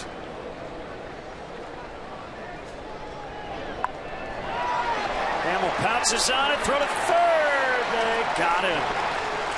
A little bit of a risk, but he made it happen.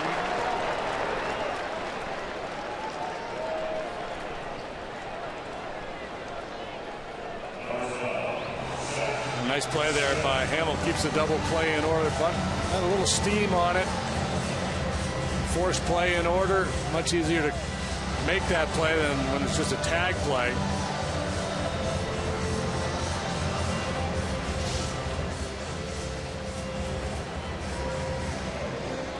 In that situation, you're just relying on your catcher to be your eyes. And you break for the ball, you feel like you got a shot at that base runner, but you're waiting to hear from your catcher who's got the play in front of him to tell you where to go with the baseball.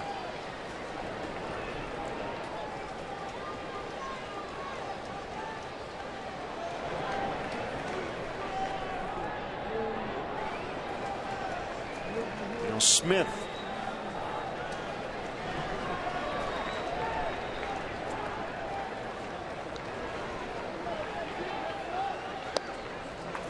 Well, this is one where you put a little circle around your scorebook. Mark this at bat right here for Smith. This this is a very critical point in this ball game. Their best hitter up, 2 guys on base. Good speed on the bases for the Padres. I'm going to say, got to keep an eye on these runners.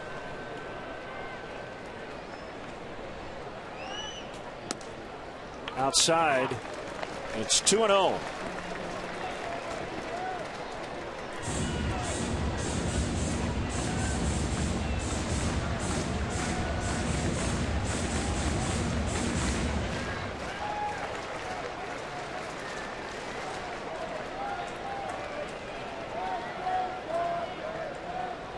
Time to make a pitch.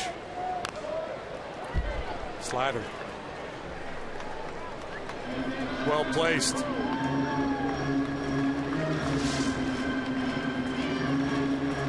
Talk so much about the importance of throwing strike one at first pitch. But, the third pitch, when you look at the breakdown on counts, what happens, after 2-1 versus 1-2, after 3-0 versus 2-1. Third pitch is huge. And I think it's mostly about strikes than balls, right? I mean, once you get to 2 strikes, everything kind of or even in like when in that situation there, 2-0 to get back into the count. 2-1 versus 3-0. You see what the on base percentage is for most guys once they're 3-0 and later, astronomically high as you would expect.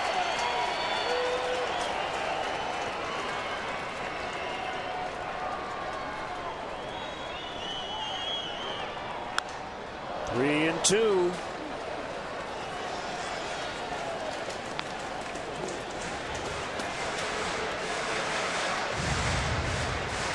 Smart play here by Baker to go out and have a talk. This is a very, very important pitch coming up. If he's got if Baker's got a lot of conviction, this is where you want to go out and sell it to the pitcher. Here's what I'm thinking, and here's why. So, quick look at Baseball Reference. On every count with 0 strikes or 1 strike, Major League average is in the 300s. When you get to 2 strikes, it's below 200. There's not any specific count where you're even in the 200s.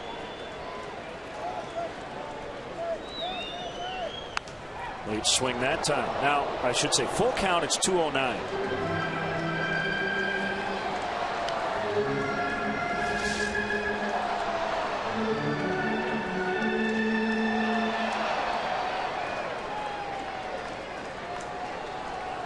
You can hurt your head with the math, but you go from 3-1 to 3-2. You go from a 336 hitter to a 209 hitter in terms of the Major League average.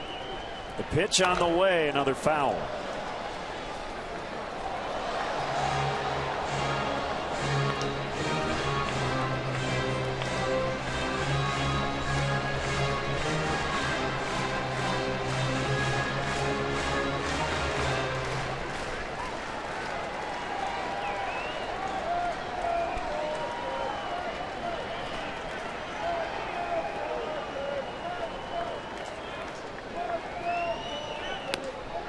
Did he check? He did. And that loads the bases.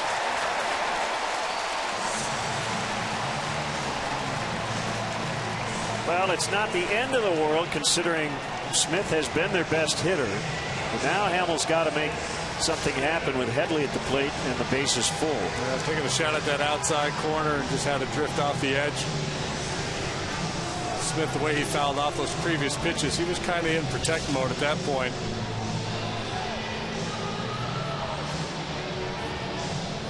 There's Bosio out to talk it over. Headley, a switch hitter. 230 from this side as a right-handed batter this year, hitting just 154, 4 out of 26.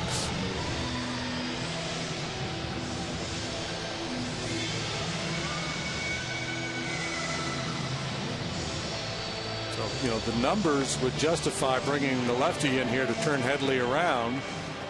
But Hamels been, you know, so good all year long and really good here today.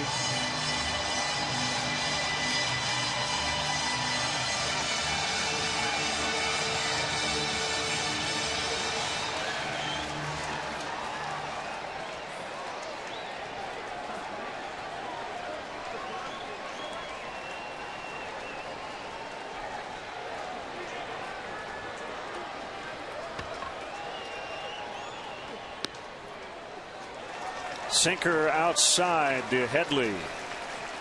He's flying to center twice. He's knocked in 3 in the series.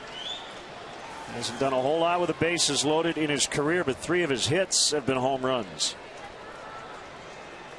Cabrera at third, Venable at second, Smith at first. The kick, the 1-0, 2-0. Yeah, it's just showing signs of fatiguing here with the way he's flying open a little bit, leaving those pitches up and away to the left-handed hitters. Sometimes you just need a little good fortune. You get in a situation where the count forces you to challenge a hitter. Sometimes you just got to throw it in there and hope for the best.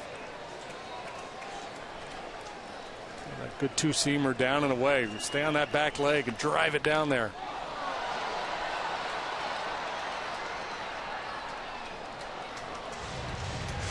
Mostly fastball slider today from Jason. Occasional curveball. I haven't seen many changeups. It's not a pitch he uses all that often.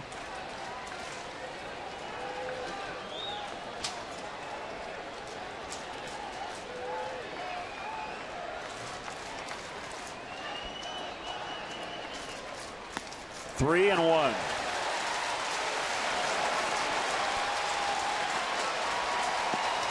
Well, we just gave you the numbers. This is not a spot Hamel wants to be in. 3 and 1. Bases loaded.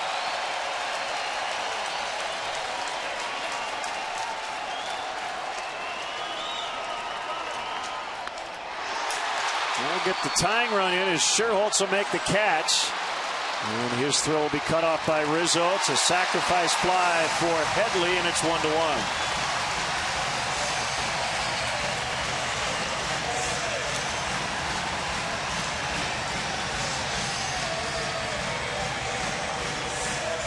Runners holding.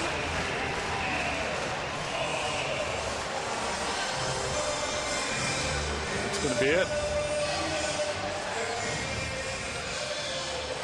Got a left-handed hitter coming up. Looks like James Russell will come into the ball game.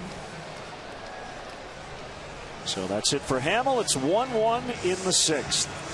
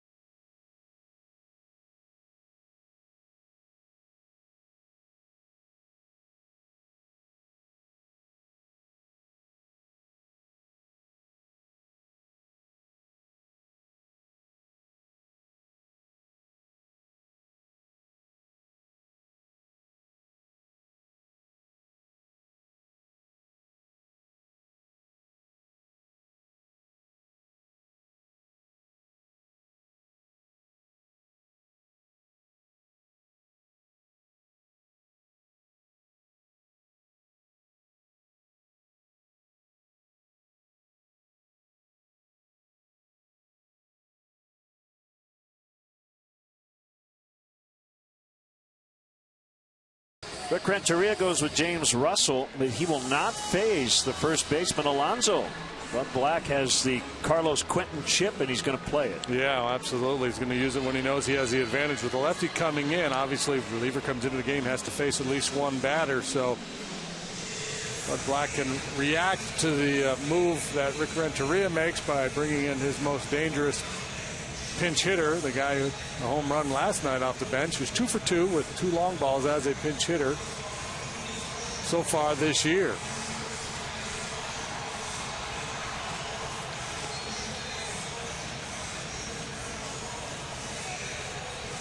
Not a move that I'm sure does not surprise Rick Renteria at all. I think just the fact that Jason was laboring the way he was dictated this move. 2 out of 3 with a long one for Quentin against Russell.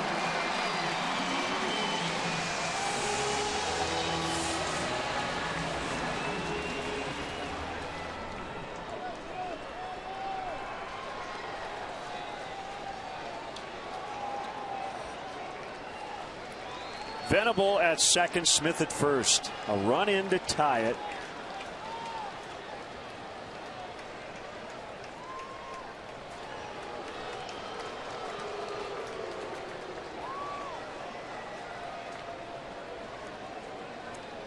.39 OPS against left-handed pitchers for Quentin in his career.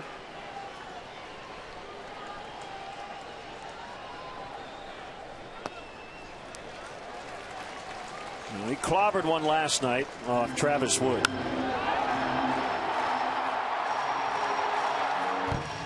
Yeah, but that was wearing the brown uniform with the Rolo helmets.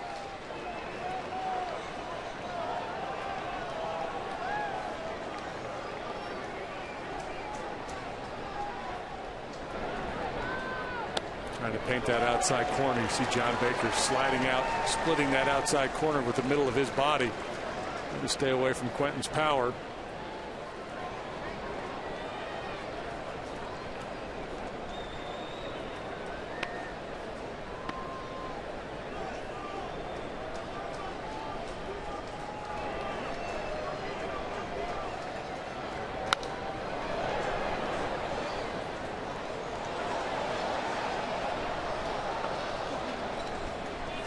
Two and one the count.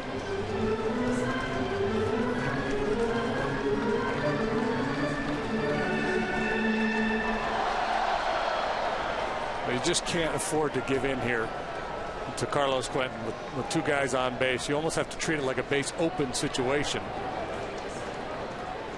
Look where Baker's set up. It's like Baker's got one notion and Russell's got another. Baker setting up way off the outside edge. Doesn't want to give in, and Russell's saying, wait a minute, I'm going to try to get him out here. That was on the plate, but yeah, that Baker had to travel so far to get it. Very difficult to get that call.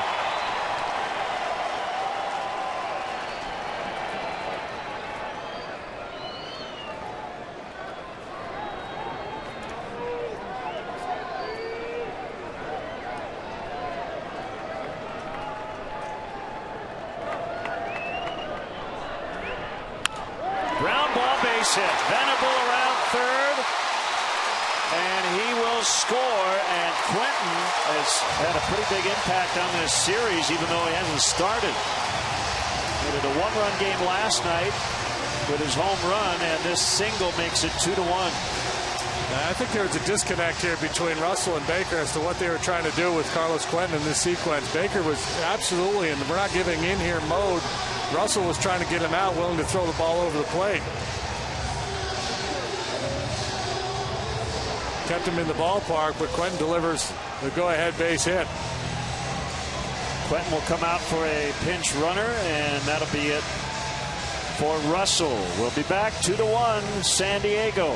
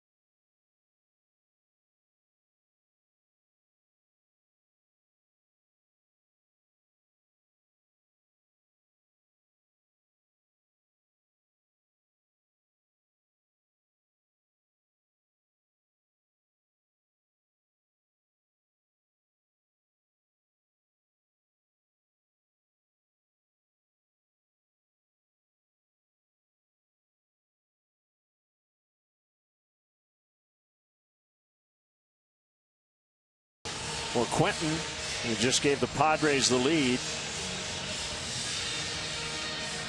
Now, we talk so much about pitchers hitting their spots, and Russell was not hitting the glove in that at bat, and it cost him. Yeah, again, it seemed to me like there was, just two different strategies going on there. Baker was set so far off the plate. You got the sense that he was told that we're going to be kind of in pitch around mode here to Carlos Quentin, and if he's willing to get himself out by going out of the strike zone, so be it. And James Russell's point of view was, I get hired to get people out, and I'm going to try to get them out. So it will be interesting to see what actually the plan was. So the runners now, Smith at second, Ross at first, and the batter Jet Jerko.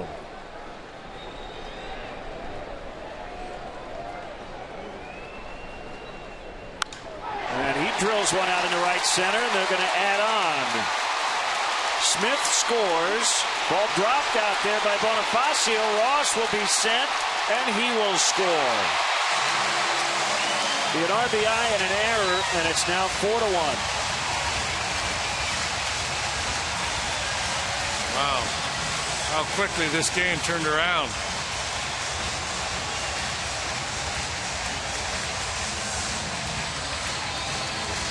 Jerko jumping on that first pitch fastball.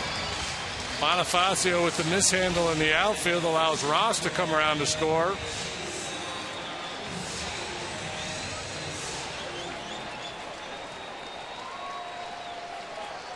Single E8. 4 runs in the inning. They're actually giving him a double. Really? But there is an error on Bonifacio allowing the second run to score. They've changed. They keep changing the scoring. At any rate, it's a 3-run Padres lead. Kennedy can now get the win.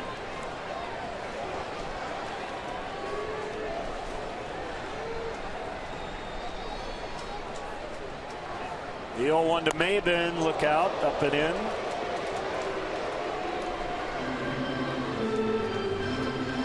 So Russell and Schlitter both have faced one batter and both have given up RBI hits after Hamill left.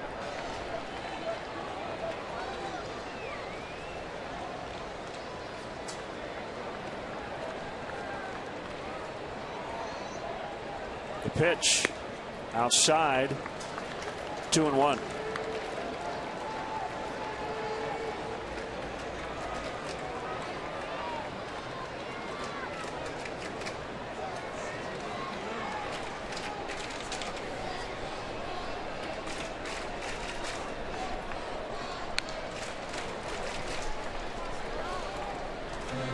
Runs charged to Jason Hamill. 5 2/3, 3 hits, 3 runs allowed for him today. Is the 3rd consecutive start in which he has not completed 6 after getting through at least 6 in his first 7 consecutive starts. On the side, it's full 3-2. Rivera on deck.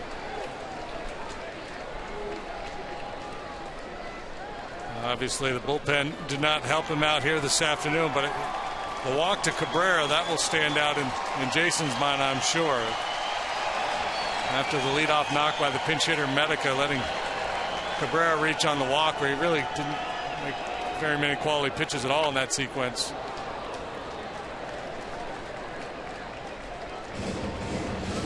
I think a lot of it was just maybe a little bit of fatigue, but also just the game situation at the time. A 1-run game, and you're so worried about a potential bunt or hit and run play or something like that, and it comes back to bite you so often, where you work so hard to prevent a run and you open up the door for a big inning.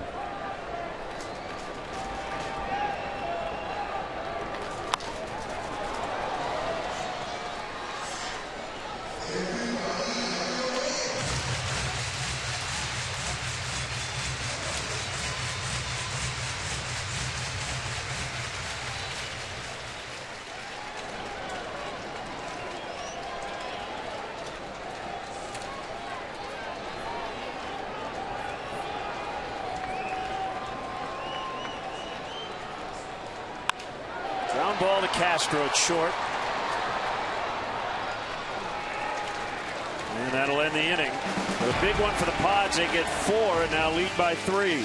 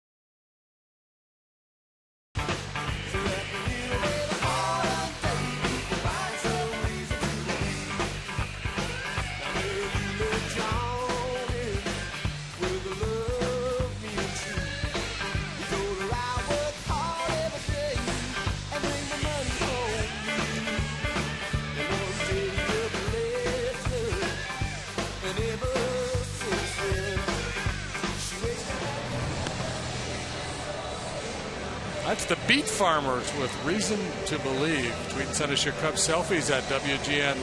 Make that hashtag WGN Cubs, and we may use them in a future fan cam. Beat Farmers from San Diego. Lynn Bramer made that suggestion, so thanks to Lynn. 4-1, San Diego with the lead as we get into the late innings.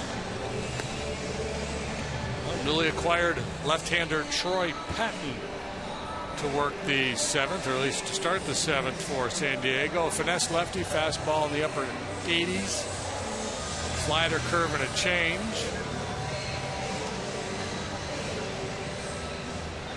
Struggled with Baltimore this year. Very high ERA. Broke into the big leagues with the Astros in 07. Had some arm problems. Traded to the Orioles. Part of their bullpen the last 3 or 4 seasons. From Texas.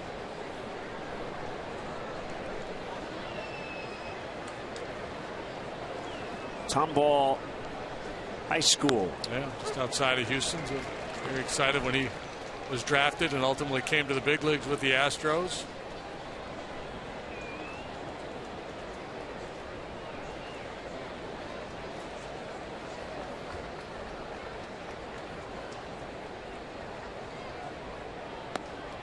Outside for a ball. 2-1 on Valbuena.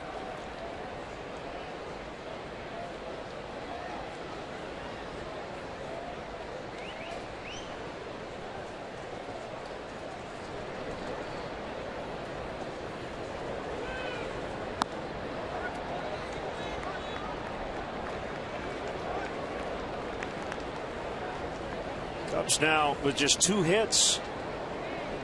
A single by Castro in the 2nd. The late go-ahead homer in the 6th inning. 3-2. Valbuena willing to take all the way there on 3-1 pitch, trying to work his way aboard. His on-base skills really justify moving him to the leadoff spot. Doesn't have the speed you like to have at the top of the order. There he is on base yet again. With a leadoff walk. He's got the best bat flip on a walk in the big league. Yeah. That'll be it for Patton.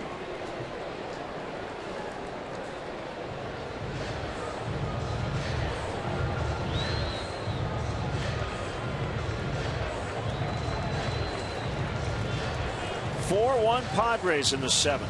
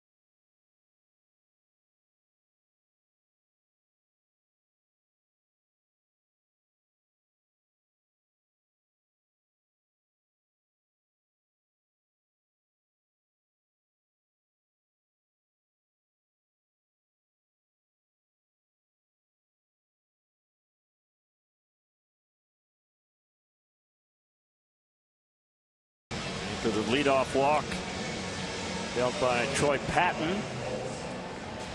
This is Vincent's third appearance in this series. He's 0-1 with a 354 for the year. He's got tremendous strikeout numbers. He's not a real hard thrower. Average velocity just right around 90 miles an hour, but he gets a lot of swings and misses.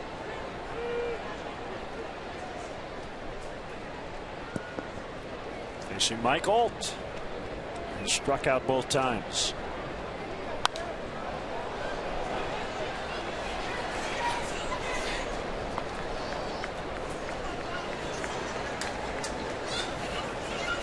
A group of fans right in front of our booth, and they were panicking on a foul ball that landed about 15 feet in front of them.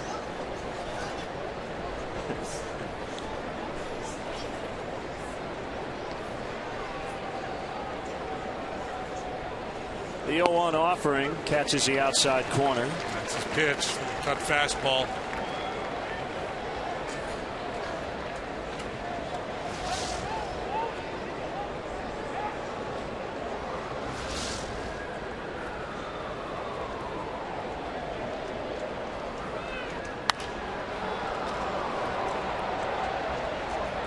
Nationals ended a 4-game skid with a 5-2 win in Pittsburgh today. Doug Fister got the win. Francisco Liriano, 0-5, has not won now 14 consecutive regular season starts. And I seem to recall Liriano faced Samardzija to start the season. What's going on there? Neither guy can get a win.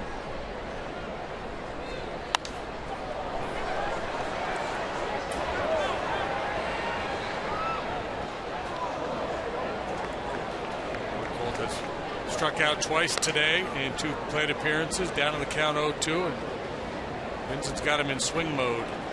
We got another strike zone to offer at that one. Well, he'll get another crack at it tomorrow in San Francisco. 10 starts in. He is the major league ERA leader at 1.46.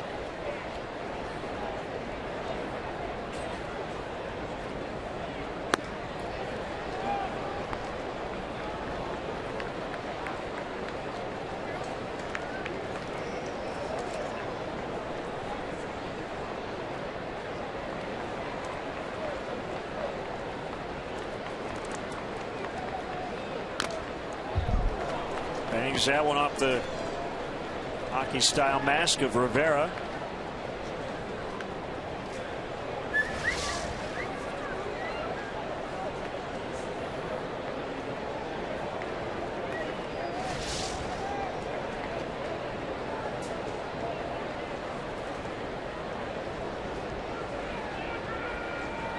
Sherholtz on deck. We're in the 7th. Cubs trailing now by 3 after a 4-run Padre outburst. And on the hands, 2-2.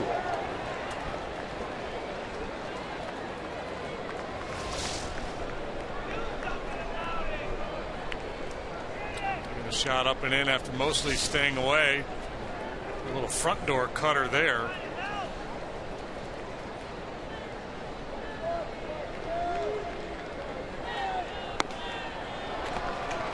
Nelson Cruz with his major league leading 16th blast. And the Orioles 4-2 win over the Indians. So they get a 2-2 split in their 4-game set. It's been able to work it back to full here.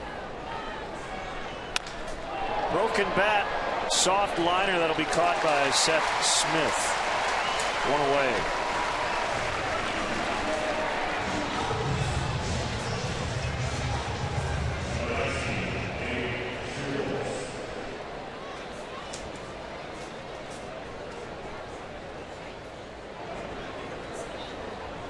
Padres bullpen collectively an ERA of 2.13, second best in the National League.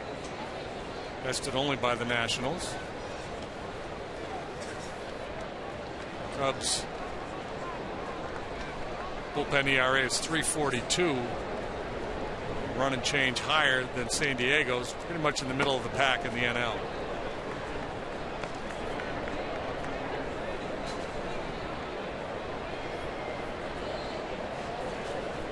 Austin Street's the closer. He's been really good this year. We have not yet seen him this weekend.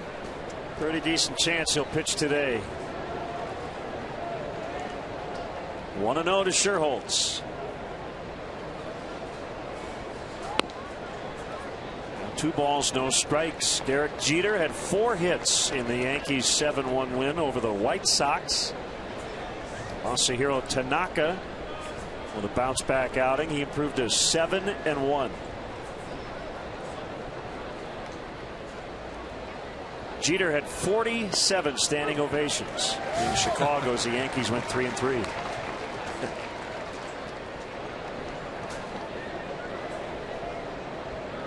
Joaquin Benoit is up for the Padres. Hard throwing veteran right-hander.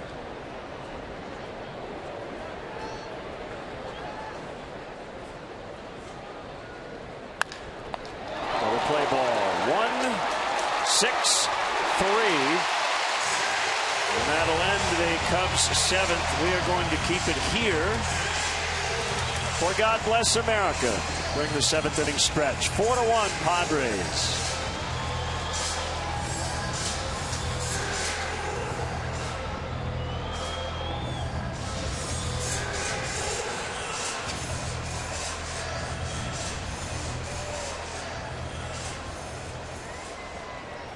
It's time for the 7th inning stretch. Before we sing Take Me Out to the Ball Game here on Military Sunday, please stand and welcome HN Narissa Holder, Naval Medical Center, San Diego.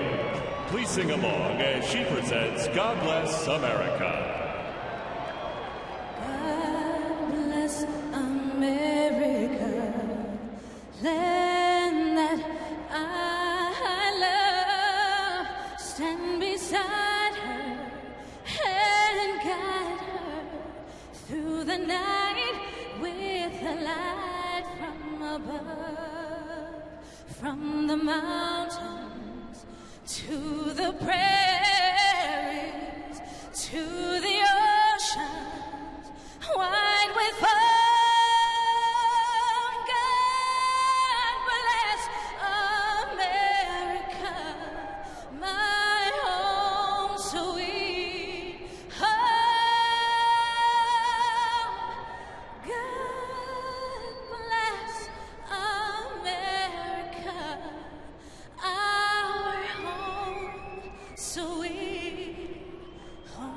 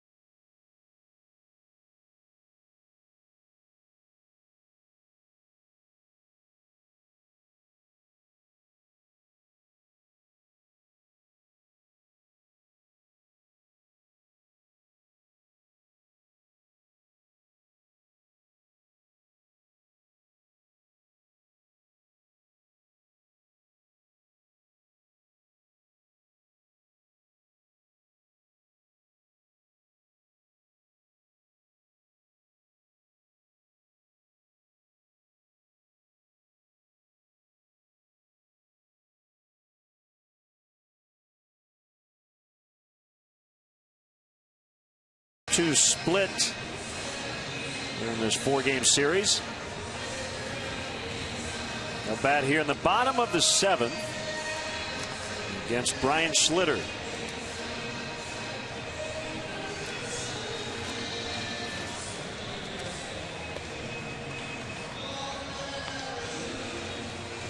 Javier Baez with a home run today for AAA Iowa. It was a grand slam in the I-Cup 7-3 win over Colorado Springs, as Mendy Alcantara also with his 5th home run.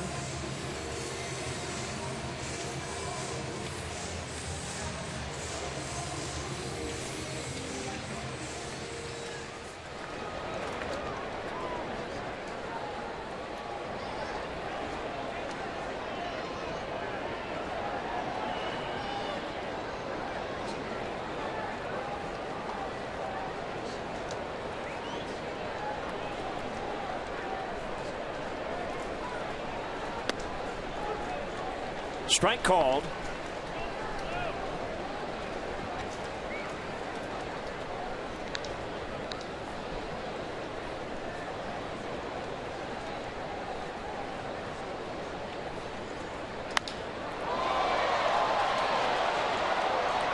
Who wants it?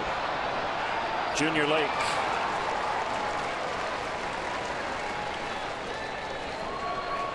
That ball up a little bit. Schlitter normally does a pretty good job of keeping the ball down. A tough assignment for a relief pitcher on the road. A ballpark you don't play many games in. A lot of times there's a pretty significant difference between the feel on the bullpen mound and the game mound. And when you come into late game situations and tight ball games, there's just not a lot of time to make adjustments.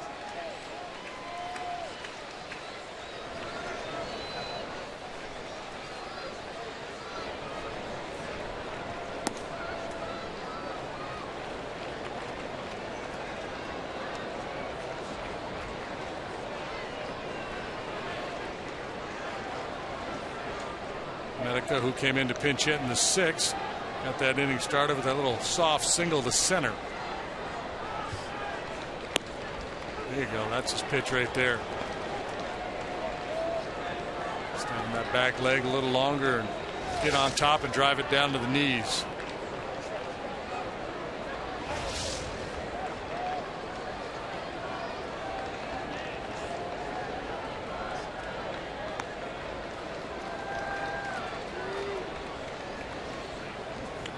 To San Francisco after the ball game. The Giants lead the Twins 7-1 now.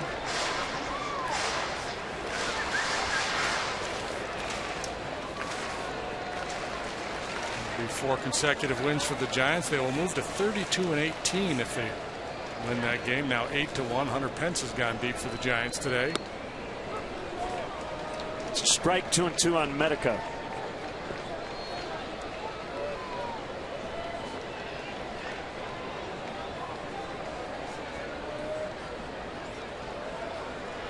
It was a great atmosphere at AT&T Park. Cubs swept the Giants there last year. Look out on deck, Everett Cabrera. Yeah, they've got a real good vibe going out there now. Of course, they've been doing a lot of winning in recent years. Great location. Always a lot of energy in the ballpark.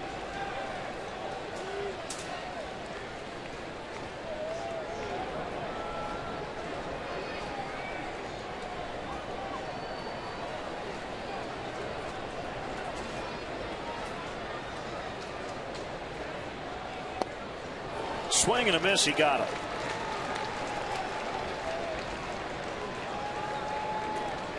A nice adjustment made by Schlitter after being up a little bit in the zone, getting back down around the knees with that good sink. There you see the rankings for the Giants.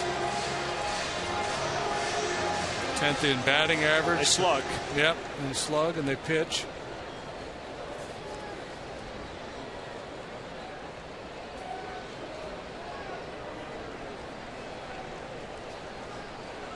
And they platoon. You know, Bruce Bochy, another guy who's not afraid to use his bench players.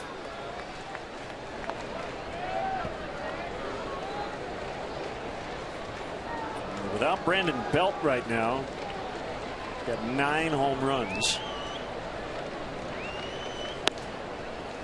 Been without Marco Scutaro the whole year to this point. So right side of their projected starting infield banged up. Let me see Morse and Hicks quite a bit.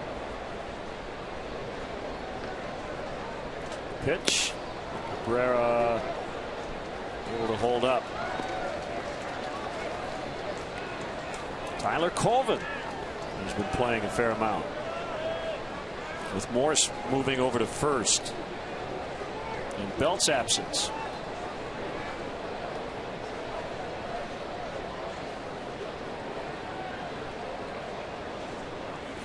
The other guy's had a terrific year so far and is very good defensively. Brandon Crawford is a really good shortstop. Yeah, one of the best.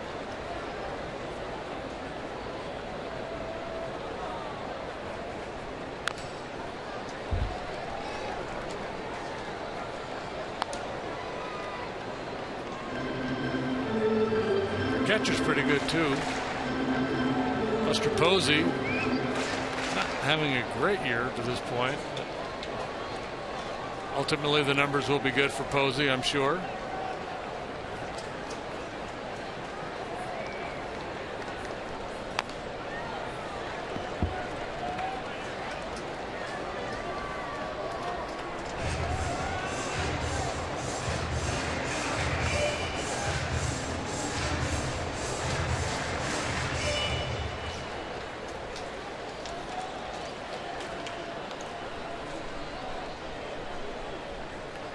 Three and two with 2 outs. Nobody on here in the 7th. The pitch by Schlitter is off the plate in.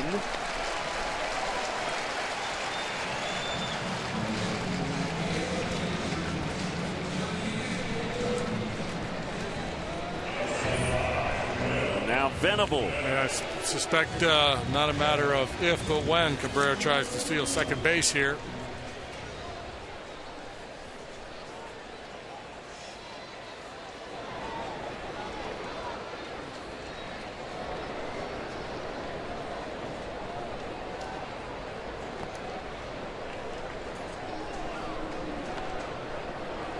Keiko went the distance for the Astros.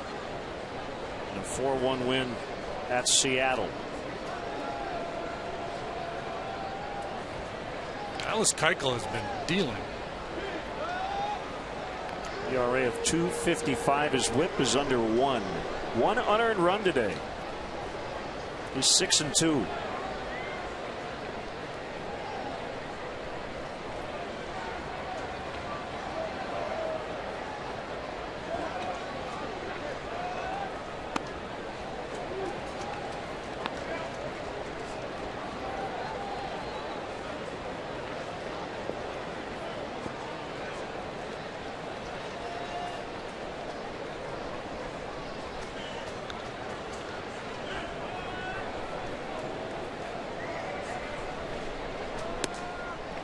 Outside, 2 balls, no strikes.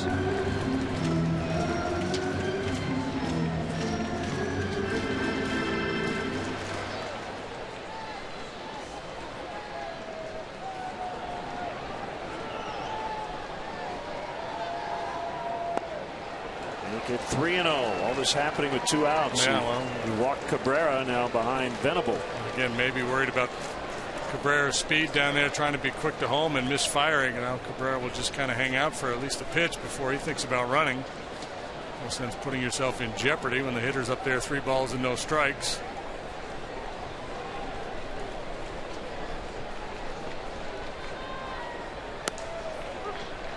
Make it 3-1.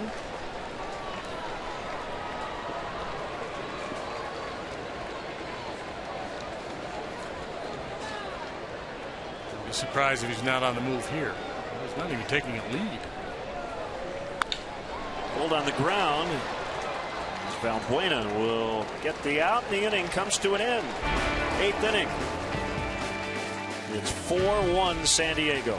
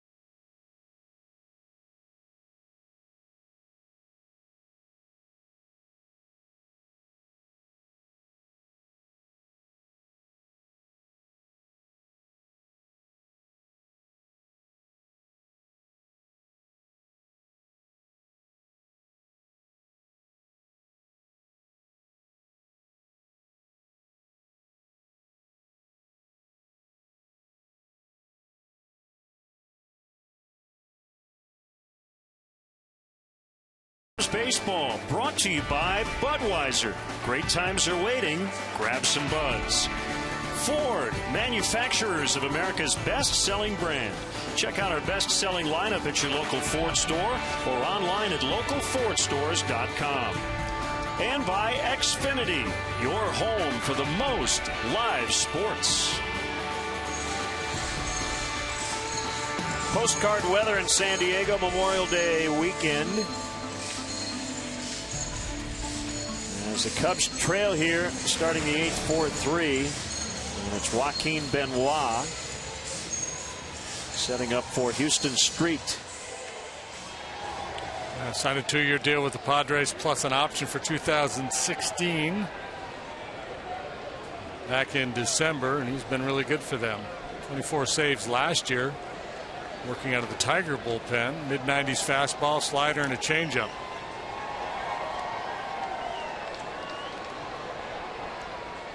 Should just be a Tiger pen, shouldn't it? Should it be a Tiger bullpen? Yeah, the Tiger pen. Working out of the Tiger cage. Cubs need traffic.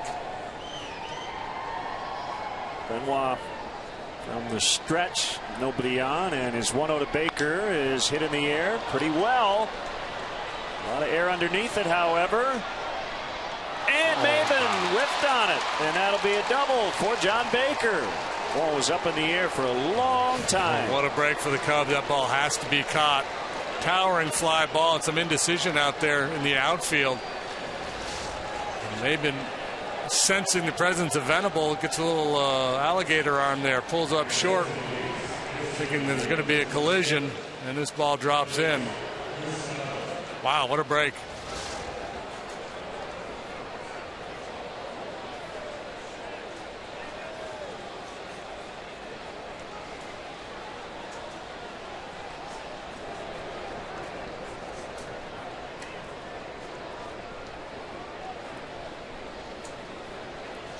Skipper none too happy with that.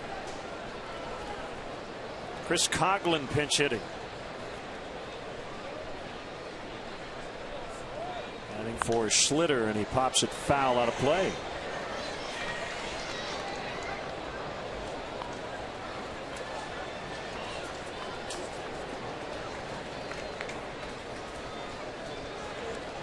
It's Justin Grimm in the Cub cage. I haven't seen a lot of Justin Grimm here lately. Yeah, he was asking about you. So I haven't seen JD much. I'll have to get reacquainted. The kick and the 0-1 offering is off the outside corner. Again, you're down 3, so you got to think in terms of putting a big inning together. You got to be patient. You'd love to drive that run in, but more important to get base runners. Make sure you get a strike.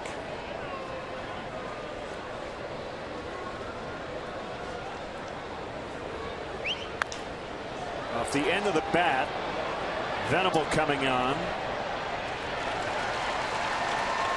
Baker holding at second. 1 away.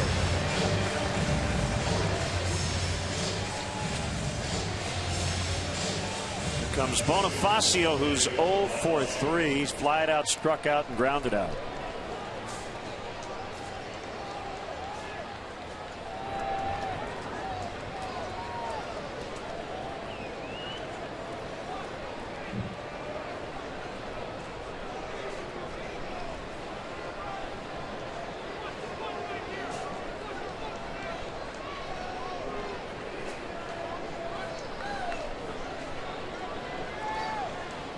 Just 3 hits on the afternoon for the Cubs today.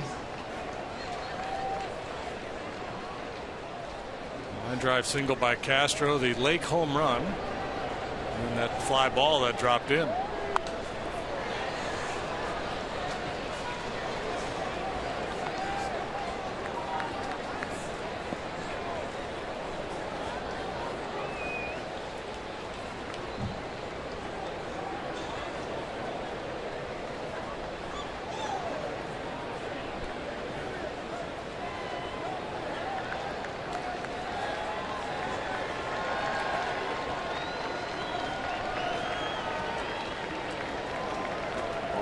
look by Benoit. He's got the sign now from Rivera.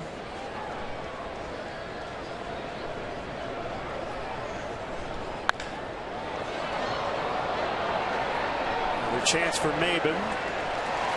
And Baker's got to stay again at second. 2 outs.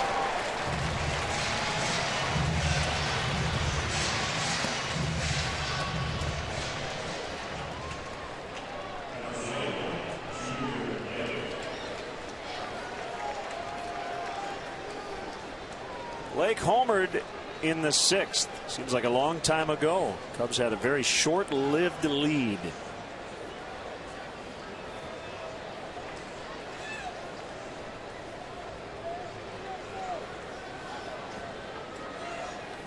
Seth Smith tried to catch it, and Junior thought he might have caught it because he didn't really react. And it was into the stands. Yeah, well, Smith, after the play, kind of leaned against the wall for a good long while. Really gave no indication whether he had the ball or not.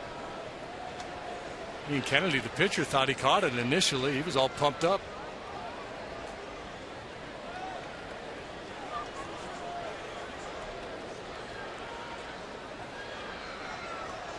Lifelong Cub fan watching in enemy territory just west of St. Louis, Justin Duello.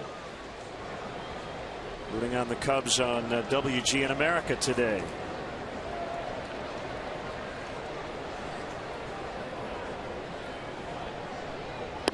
Outside, ball 1. Well, this is it. The only offense for the Cubs so far today. And he made a lot of good pitches with his curveball. That was not one of them. That was a hanger. Yeah, you see his reaction. Nobody knows. Junior just kind of walking around out there.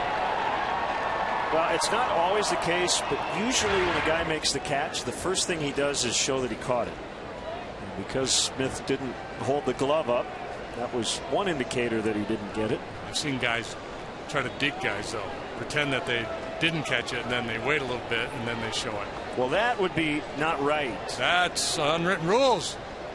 We would have to knock somebody down for that.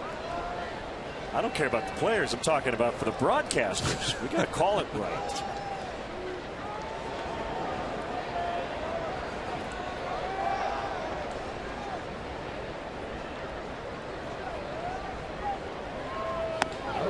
Is on deck in the person of Anthony Rizzo. Had a very nice game here in the first game of this series. Has struggled since. He would love a chance to inflict some damage on his former club. To Junior Lake to keep the inning going. 2-0 on Lake. One of the first major league broadcasts I did was with Milwaukee. Barry Bonds hit a deep drive at County Stadium, and Marquise Grissom went up.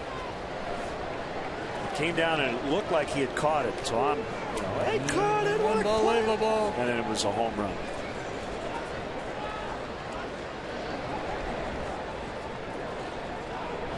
Swing and a miss. 2 balls and a strike. Yeah, see that fastball swing on a 2-0 changeup, and again, down 3 runs. Situation calls for patience.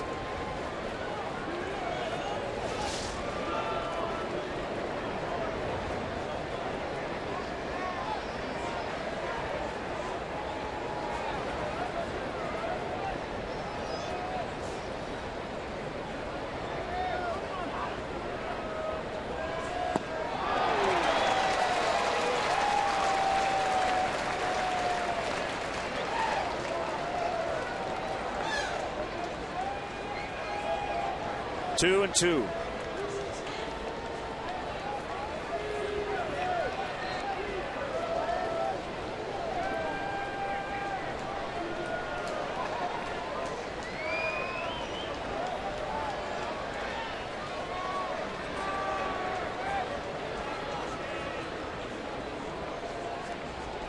Deep breath by the pitcher. Long pause in the set position, and that one was inside and almost hit him. 3 consecutive changeups there. He got Junior flailing at the first 2. Tried one more.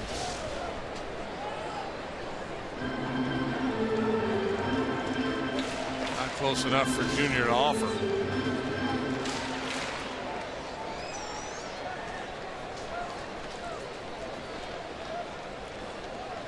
Tied now in New York, game 2, Mets and Diamondbacks, 2-2 in the 6th.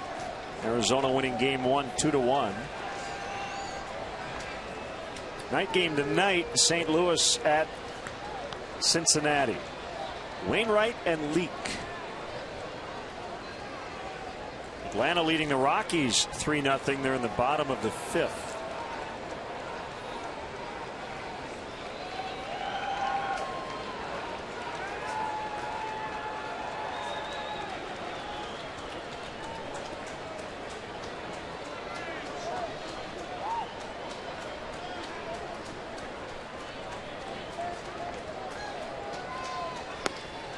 Called strike 3 and the inning is over.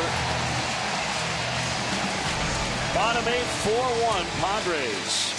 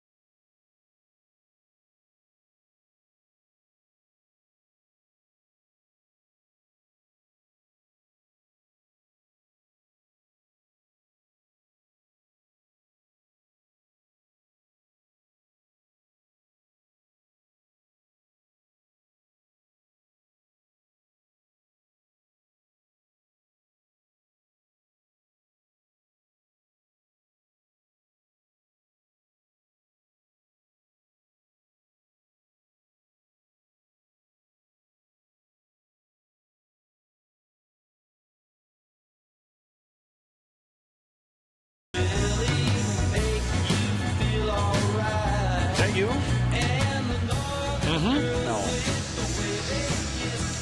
The hair was a giveaway. Hey, from a few years back. 4-1. Padres will try to add on here in the bottom of the 8th. Justin Grimm is the new Cubs pitcher. First look at Justin this weekend. 1-2 with a .332 on for the 23rd time. He's got 3, 4, 5 due up here for the Pods. 5 happens to be the pitcher's spot, so obviously Amarista. But Smith first, then Headley.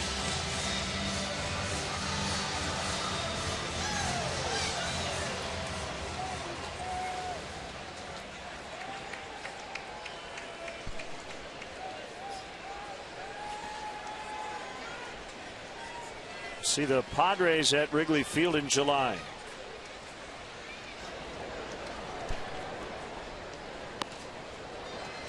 High for ball 1.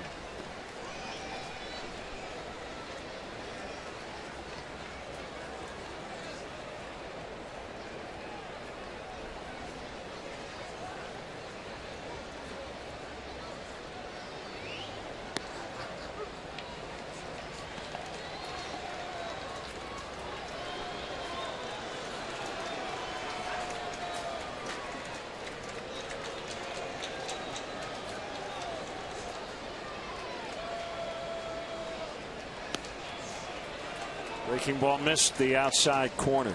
It's 2-1. Marine recruits heading off to their next destination. Got a great hand before the ball game today. That one fouled back to the net. Yeah. The group that was up there, well, they're still A good number of them up in the right field corner, recruits. You could tell they're recruits and not full-fledged Marines yet. I know when the Marines are here, man, they are tight. There's no waving. There's no, I mean, when they move in unison.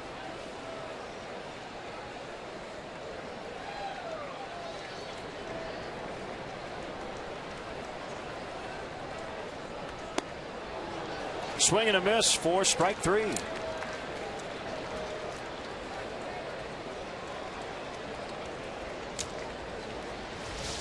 Control can be a problem for Justin at times. The stuff's certainly there. He's got an outstanding arm. That's a real good curveball.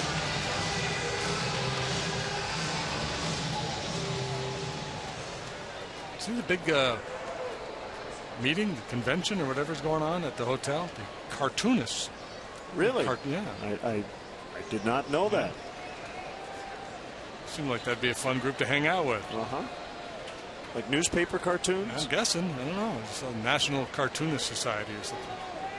They all have these thought bubbles above their heads as they're walking around the hotel.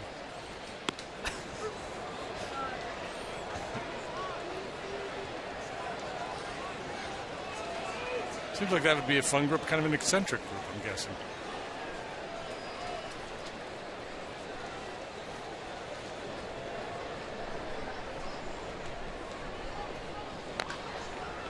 Another good curveball.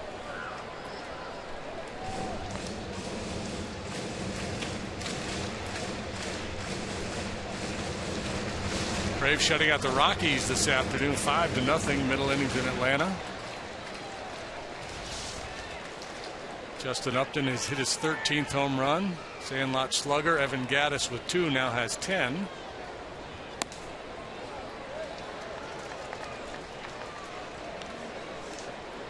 Got that shutout going for the Bravos. Tehran, no surprise. 5 shutouts so far. He's got a 1.79 ERA. Called strike 3, 2 gone. Take that.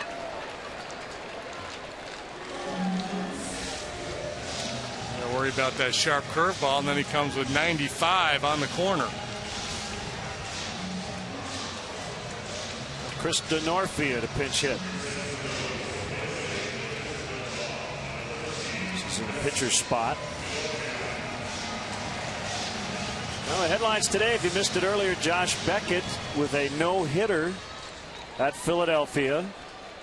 The Red Sox dropped their 10th consecutive game. And Manny Ramirez has been hired as a player/coach with the Iowa Cubs. Good stretch by Rizzo. Valbuena gets DeNorfia. We go to the 9th. It's 4-1 San Diego.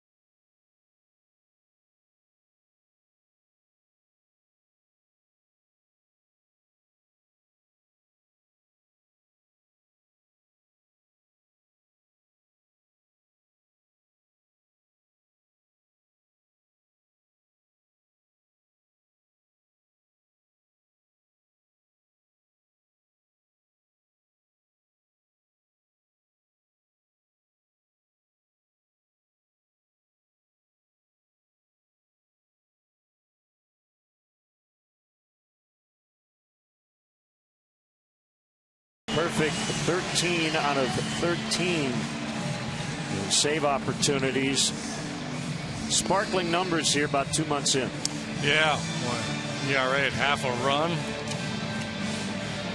Just 9 hits in 18 innings. Finesse closers. We had Trevor Hoffman here who leaned so heavily on that changeup for so many years.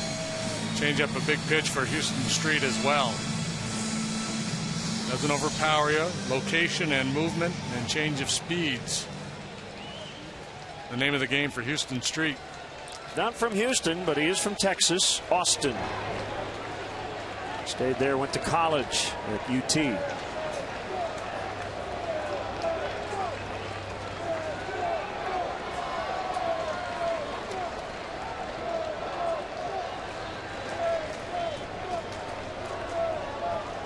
This is Anthony Rizzo, ball 1.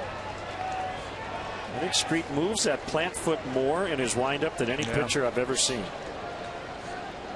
Sweeps it across the entire pitching rubber, lifts it up and plants it back down before getting ready to work. 2-0. Well, you wonder if he's even in contact with the rubber when he makes the pitch. Slide it so far to the first base side.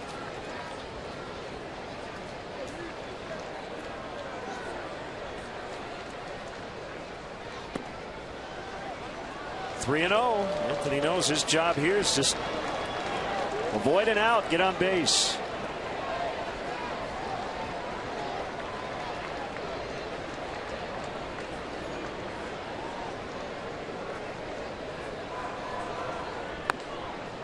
Ball 4.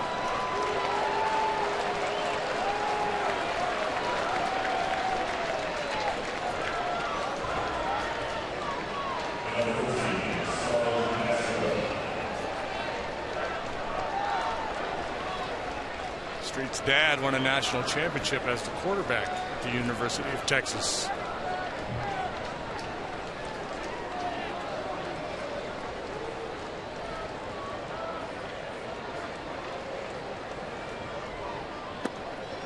Soft slider for strike 1.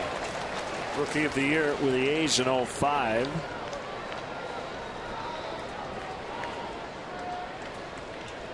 An all-star with these Padres in his first year here, 2012.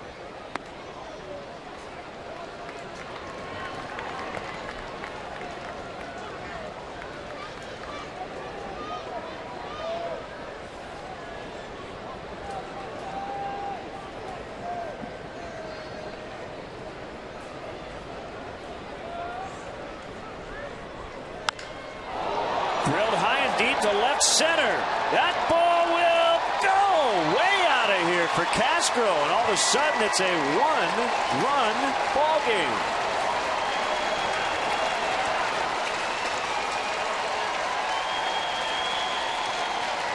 Intrigue all of a sudden in the top half of the 9th.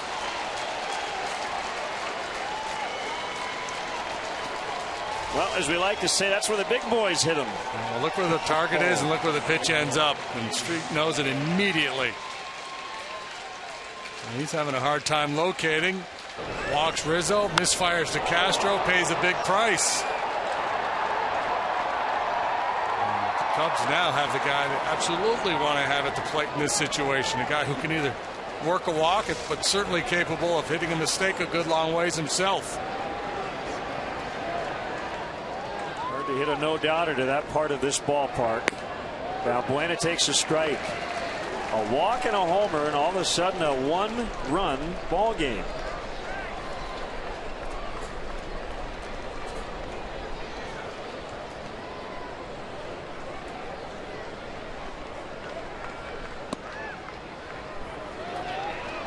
Second home run allowed by Street this year. He gave up a career high 12 last year. Yeah, he's a fly ball pitcher.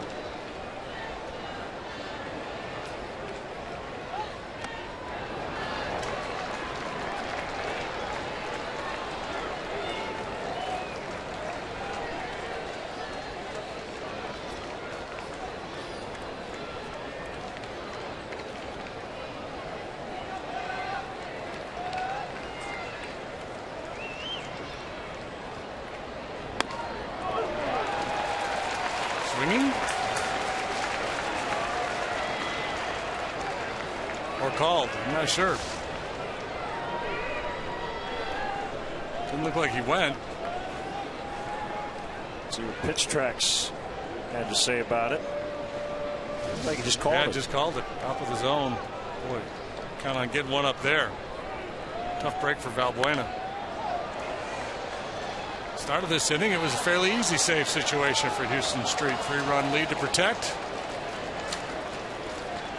Not so easy anymore.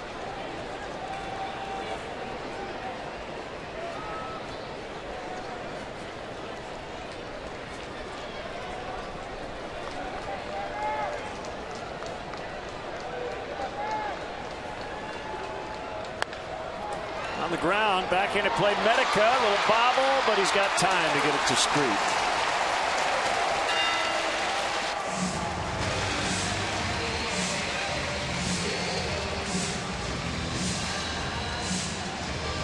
Where his heart rate is at right about now. The ball kicks away from him, but he recovers and makes the play.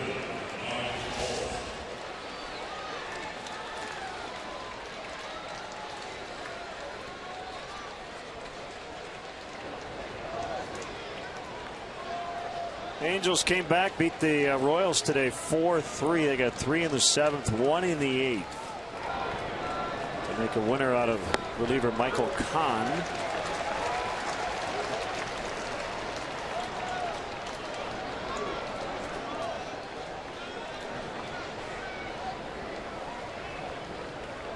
The Angels within a game and a half of Oakland after the A's got swept in Toronto. Understandable that Street would be a little off his game here today. He hasn't been out there in a week.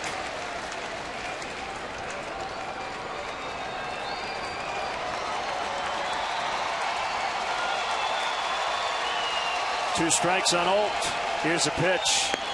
It's low.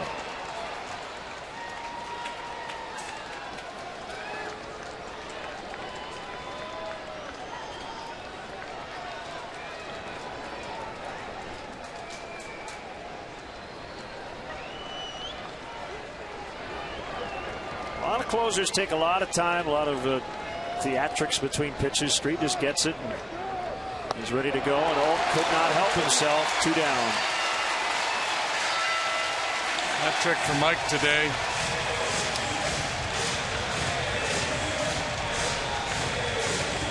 Slider that shows itself in the zone and then just dips down and away.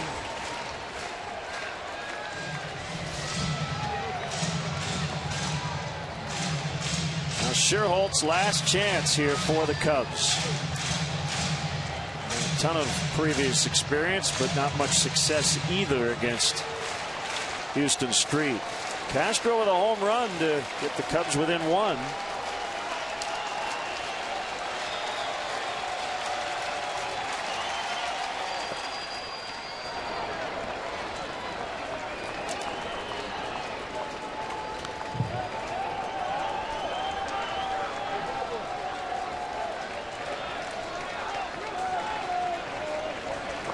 Talked a lot about it. The 4 or more, the breaking point for so many teams in terms of their 1-loss record.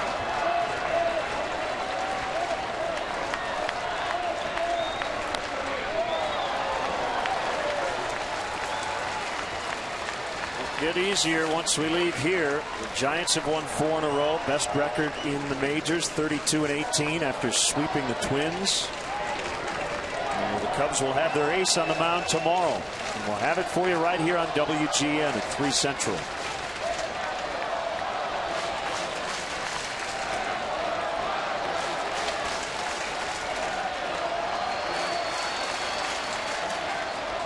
Street's 1-1 pitch.